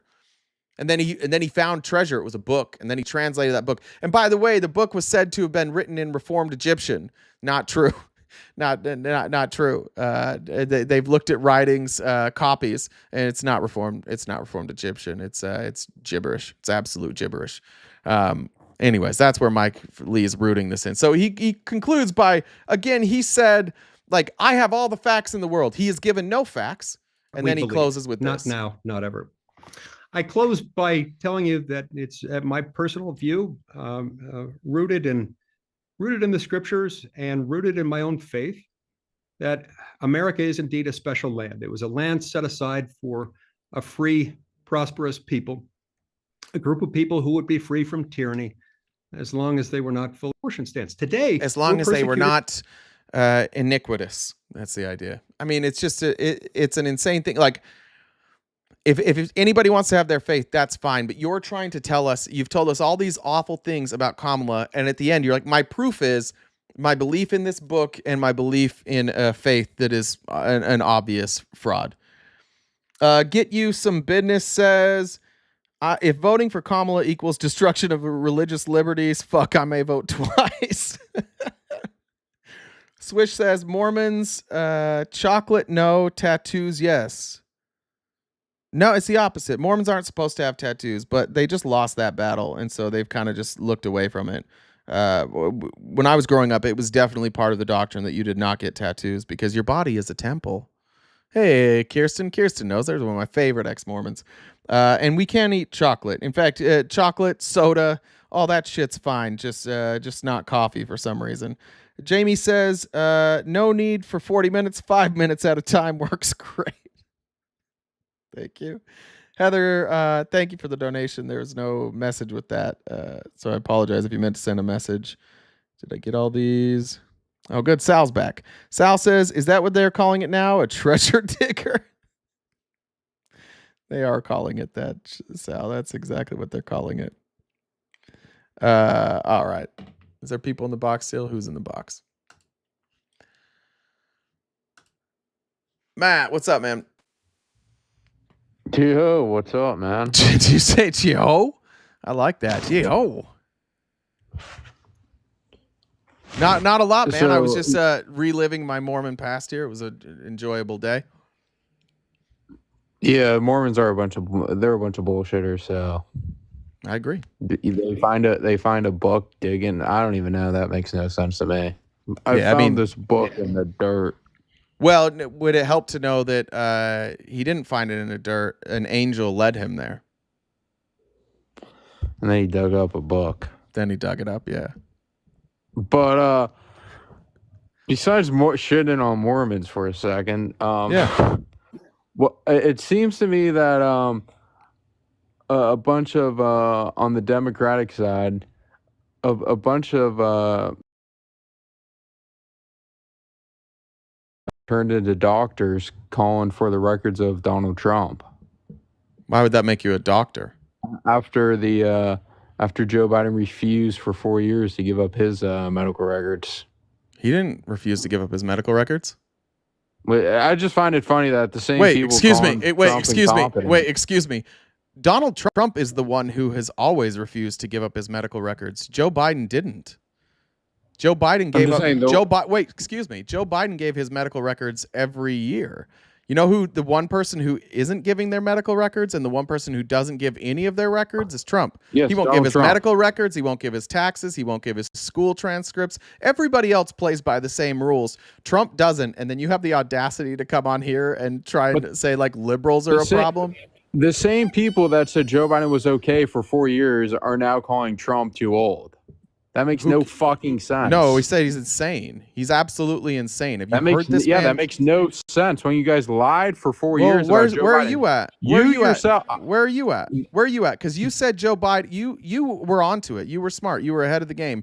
You thought that Joe Biden had was slipping. Are you going to admit that Donald Trump's slipping?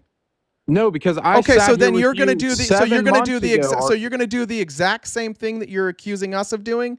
RTP, I sat here 7 months ago telling you Joe Biden was definitely not fit for, and he is fit for office. He is fit for office. And no one believed the Republicans. I still don't believe you. Vote for him then. Go vote for him. I can't. He stepped down. Yeah. Would you still vote for Biden under Trump? Over Trump, a million. I would vote. Yeah, 100%. Dude, Donald Trump doesn't. Look, Joe Biden struggles, but Joe Biden makes sense. Like when Joe Biden gets there, it makes sense. You just said that. I know you can't, but you don't know any of this stuff anyways. When when is the gaslighting going to stop? Excuse me. When Donald Trump speaks, he doesn't make any sense, and you know that. All of you know that. When is the gaslighting going to stop? You're just not willing to admit it. No, the gaslighting's not stopped. I'm telling the truth. It's been going on for 4 years. Joe Biden, you can't find me a clip where, like, if you play the clip in context, you can't find me a clip of Joe Biden where what he said, like, didn't make sense. Oh, my uncle was eaten by cannibals? What the fuck are you talking about? That's not what he said. Do you want me to read it to you? Let's my uncle lost his plane, and then it was assumed he was eaten by cannibals. It was assumed. And then the fucking Navy the Navy and the Air Force has to come out and says, no, that's not true. No, I mean, that's not what happened. Matt, this is the problem that you have. This is the problem that every one of you have. You have been told a story and you just believe it. We see it with our own eyes. Why do you think we're voting for Trump? No, excuse me. The story you just told isn't true. It is true. It's not true. He said it with his own mouth. And then the Navy and the Army has to come out and says, no, that's not true. That never happened. No, what did the Navy say? That's the part you're getting wrong. That his uncle was eaten by cannibals. The Navy said they don't know what happened. Yeah, but he assumed he was eaten by cannibals in the 1930s. He didn't say that he assumed they were eaten by cannibals. Such a joke. Do you want me to read you the I mean, quote? the gaslighting's over. Matt, the problem that you have, and I've got to mute you because you won't shut the fuck up. The problem that you have is you don't want to hear the truth. You have no interest in hearing the truth. I've asked 4 times if we can read this. If we can read his actual quote, and you are running from it. It's not gaslighting. It's anything that you think is against what you believe. You call it gaslighting. Now, Matt, are you going to let me read the quote or not? Sure. Read the quote where he said. And so you said that he said what? What's your claim? That his uncle lost his plane and crashed, and then it was eaten by cannibals. Okay. So do you want me? I can play the clip here. Yeah, play the clip, please. All It right. would be hilarious. And again, you understand that the difference But between he's a strong, excuse me. Calm down, Matt. You understand that could have been and were are 2 different things, right? You're claiming that he said, excuse me. You're saying that he said that his uncle was eaten by cannibals, right? Play the clip, dude. I'm just making sure that's what you said because I don't want you to be able to back out of this after. Is that what you said? I mean, even is that what you said? Liberal is that what you SNN said, Matt? Is that what you said? I'm waiting for you to play the I know. clip. Matt, this is My uncle was eaten by cannibals. This is a question, and your inability to have a civil conversation about something this simple is pretty telling. Like you're just like everybody else. You don't care about getting something right. I'm giving you the opportunity. I'm playing the clip you brought up, and I just want to make sure what you're saying is that he said his uncle was definitely eaten by cannibals, right? That's what he said. My here's the uncle clip. was eaten by I cannibals. wanted to go to the war memorial that has the names of all the Scrantonians who died in World War II etched into a granite wall because I wanted to see where my Uncle Bosie Ambrose J. Finnegan, where his name was etched. He flew those single-engine planes as reconnaissance over war zones. He got shot down in New Guinea, and they never found the body because there were a lot of cannibals for real in that part of New Guinea. The president had a emotional and Okay. You're muted, Matt. Well, I don't know what you want me to say. Did he say that his uncle was eaten by cannibals? Yeah. He did? Do I need to play it again? No, we all watched it. He said his then plane went, excuse me. say? Awesome. His plane went down. They never found his body. And the island that was there had cannibals. Meaning, if he had washed up in the island, maybe he could have been eaten. Maybe he could have been lost at sea. But likely they weren't going to find that body. He never said that he was eaten by cannibals. I just don't know how you could sit here and say after I don't even know how long I've been coming on your live. You made the claim. You said he said that. I just played the clip. He didn't say that. Now you're mad that I don't interpret it in the same way you do. That's why I asked the question. I said, Matt, going into this, I said I want to make sure, Matt. I want to make sure that you think he said those exact words. That's why I asked the question so many times. Because what you're upset about is that you went into this clip thinking like I've already gaslighting is what you're doing, bud. No, gaslighting is what you're doing. I'm bringing sources. This isn't gaslighting. I played you a clip. I played you a clip that didn't say what you said it said, and now you're telling me that it said what you said. You're gaslighting me. I played the clip. The words he said and the words you said are different. Who's gaslighting here, Matt? I just don't know how you could still sit here and say Could you answer the question, please? Joe Biden is strong. Could you answer the question, please? Which one of us is gaslighting right now? His uncle muted again. Which one of us is gaslighting right now, Matt? You. Oh, I don't think you know what words mean, bud. Saying you would vote for Joe Biden over That's not Trump. gaslighting. That's my opinion. Fucking sense. Sure it does. All right, let's play a Trump clip too. Let's play Trump then. You tell me about this clip.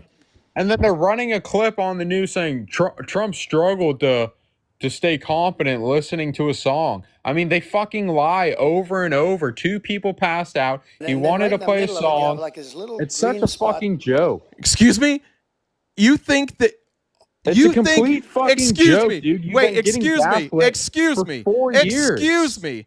Now you're gaslighting again because what joke. really happened, Matt, calm down. Be quiet when others are speaking. Thank you. What really happened is, yes, somebody received medical care, right? That did happen.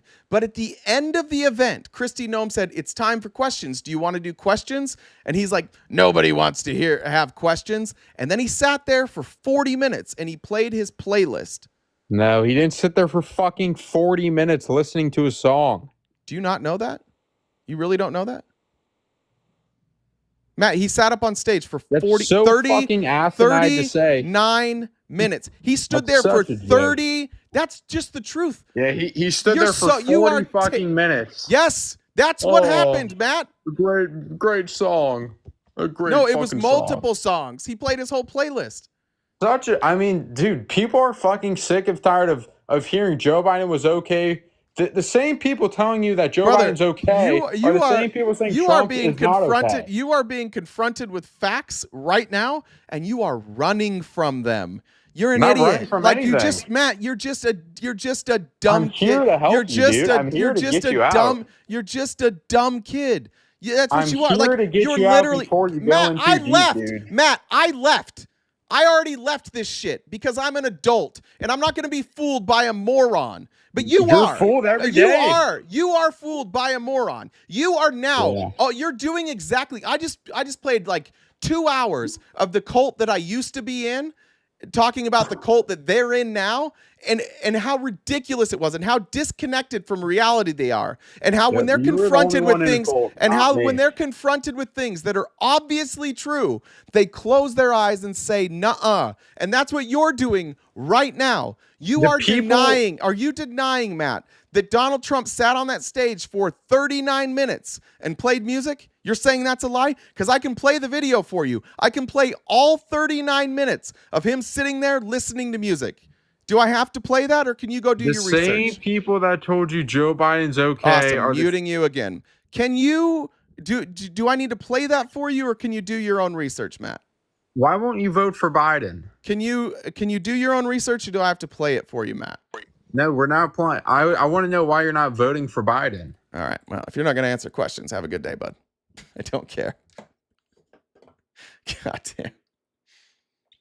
Yeah, it's the fingers in the ears.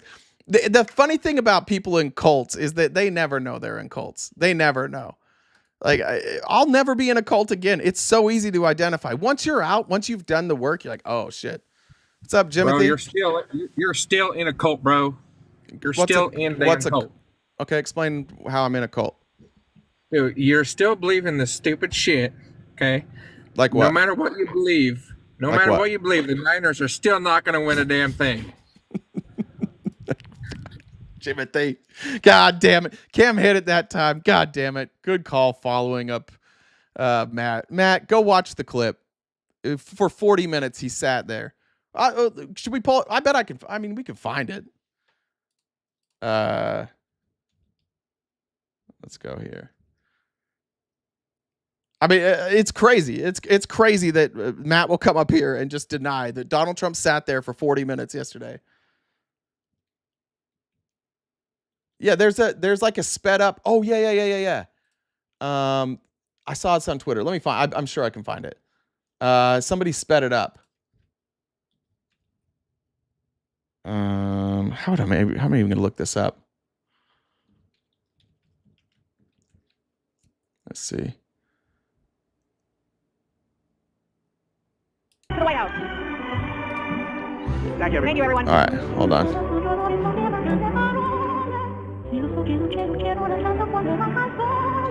Okay, this is at 2 times speed, and this is 21 minutes long. God bless you. Let's send President Trump back to the White House. Thank you, everyone. I thought of Step Brothers too. It's the Catalina fucking wine mixer. All right, let's jump through. Oh, still going. Still going. Still going. Still going. Still going. Oh, jack someone off. Still going.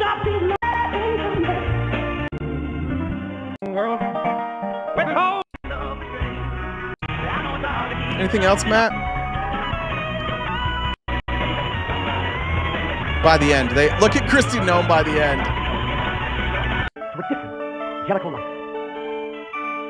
Yeah. 40 minutes. 40 minutes, Matt. 40 minutes. He sat on stage, played a playlist. 40 minutes. Like if we want to go over like the Trump, like the insane things Trump said, and go back, we can play some of the stuff Trump said. Like his rallies are completely unhinged. Hilla, what's up? He did sway a little. That's true. What's up, Hilla? Yeah, not only that, before he did the playlist, he did the Kathleen Wine mixer twice. One without the music, and he threatened to fire the DJ if he ain't put the music in. I hear you. Just taking opposition there, Hilla. Thank you, though. I appreciate it. Brian says, Matt talks as if he has the balls of Cheeto Jesus in his mouth. That or he's an idiot. It's willful ignorance. Like what you're seeing with Matt and what you're seeing with MAGA and what you're seeing with the Mormon folks is that they, like, once they believe in something, there's no stopping them. Once they've set their mind to that type of stuff, there's no stopping them. So no amount of facts presented will change their mind. The interesting thing about Joe Biden, and Matt says this, like, Joe Biden is still fit to be president. He still is. The reason Joe Biden stepped down is he was going to lose. And do I believe that Joe Biden would have been fit through the entire next presidency? Like, if I'm being honest, no, I don't. I don't think he would have made it, especially just watching him the last couple months. Like, just physically, he's worse than he was at the debate. Physically, he's not in a good place. So, but to say like he's incoherent is crazy, especially when we're dealing with Trump. When we're dealing with these two people, and you are willing to apply that standard to Joe Biden, but not Donald Trump, it kind of blows my mind. Kind of blows my mind a little bit. He's been dealing with Trump for 4 years. Yeah. That'll wear you down. And I think that's just okay to say. Like, I think we're at a place we can be honest about Joe Biden. I think we all saw that debate. I can still feel the feeling that I felt when he started stumbling. I was like, oh no, like those in those critical moments, he's going to be a little slower, and we don't want any of that. All right. I was just pacing. Yeah, I'm so glad I didn't have to watch a second debate there. Okay, that's all I had today, I think. Let me check the messages. I'm going to be live with Jeffrey later tonight, I believe. I forgot it was Tuesday. I'll have to double check. As of now, plan on me being with Jeffrey later tonight. Good to know in the format. Sorry. We'll see. It's going to be a lot of Matt tonight. I'm not going to be elevated. I'm taking some time away from the elevation. So play Arizonians. Oh, that's right. I forgot about that. That happened when I was sick. Let me move this over. Sounds like a puppy is at my house.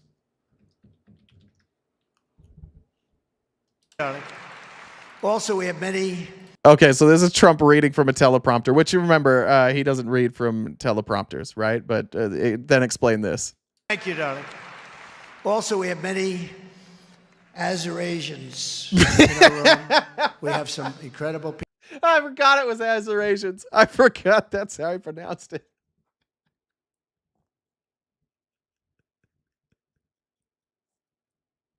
Thank you, darling. Also, we have many Azerasians. Bro, he can't read, man. He's we so have some stupid. Incredible people in our room. We have so many that we just can't. We got all the best Azerasians. Of all the Azerasians around, we got the best ones. We always have the best Azerasians. You did? You sent me a funny TikTok about this? Actually, I want to play one. I actually want to play one more thing. Because we do have some time. Let me get to my messages real quick. Actually, I don't have to go that way. So I've been noticing a troubling. Let's see.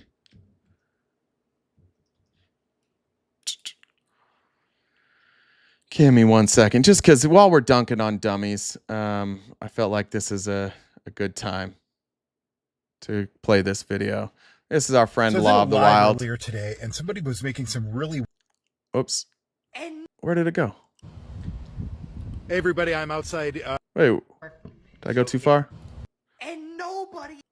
So I was in a live earlier today, and somebody was making some really wild claims about what happened with Trump's latest appearance at an appeal for his. So just to let you know where this is, Law sent me a message. He's like, I heard you talking about older millennials video the other day about what definitely didn't happen at the trial. I looked into it and I made this response video. And so this is an actual attorney discussing the actual law, and I wanted you guys to see this. His fraud case out of New York. Now, I was aware of the hearing that happened on September 26th, but this guy was saying that it happened this week and that the judge threatened the attorneys with sanctions and said it was election interference and they had to go and find cases. And I'm like, I watched the hearing and none of that happened. So I was really, really curious where that information was coming from. And my good friend and paralegal Cass, I think she found the source. So the Trump fraud case went before the appellate court this week, and it went so badly for the Democrat lawyers that by the end of it, their closing arguments was just them begging to not get sanctioned. That didn't happen. And the lawyers spent like 2 hours trying to find one little instance where it happened, and then they took another like 6 hours on that one. No, the entire hearing was like 45 minutes. You could watch it all. It's all online. Where were these 2 and 6 hour recesses? That didn't happen. And then by the time they were done, the judges were like, I don't even know if this is a case that should have been brought. And they said, look, y'all might need to be sanctioned. Wait, did Older Millennial get banned from TikTok? Did that happen? I saw him saying, somebody sent me a clip of him saying that Trump was fucked. He got banned? Good. I guess we don't have to hear about his big account anymore. Sanctioned for bringing this case in a malicious manner. That didn't happen either.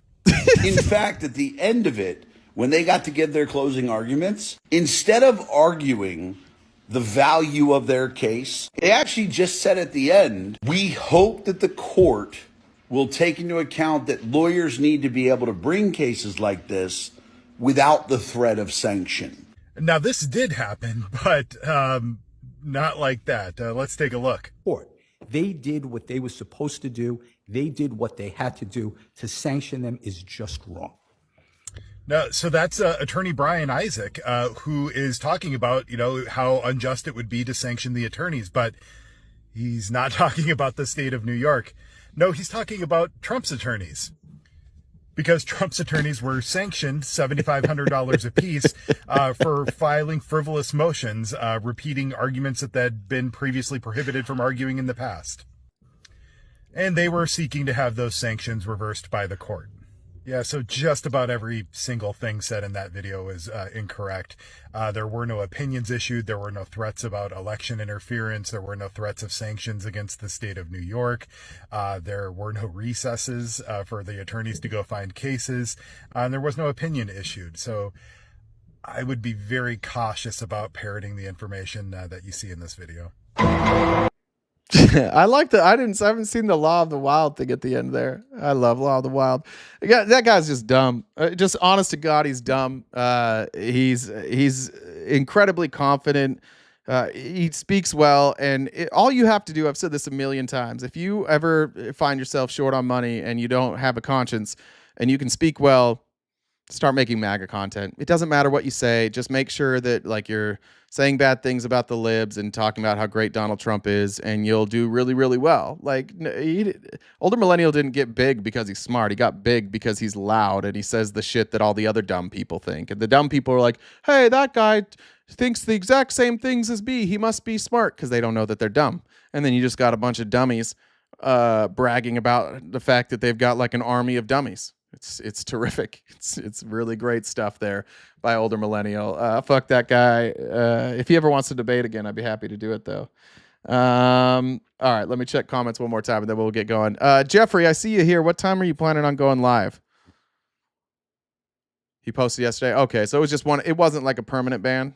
Yeah, that makes sense.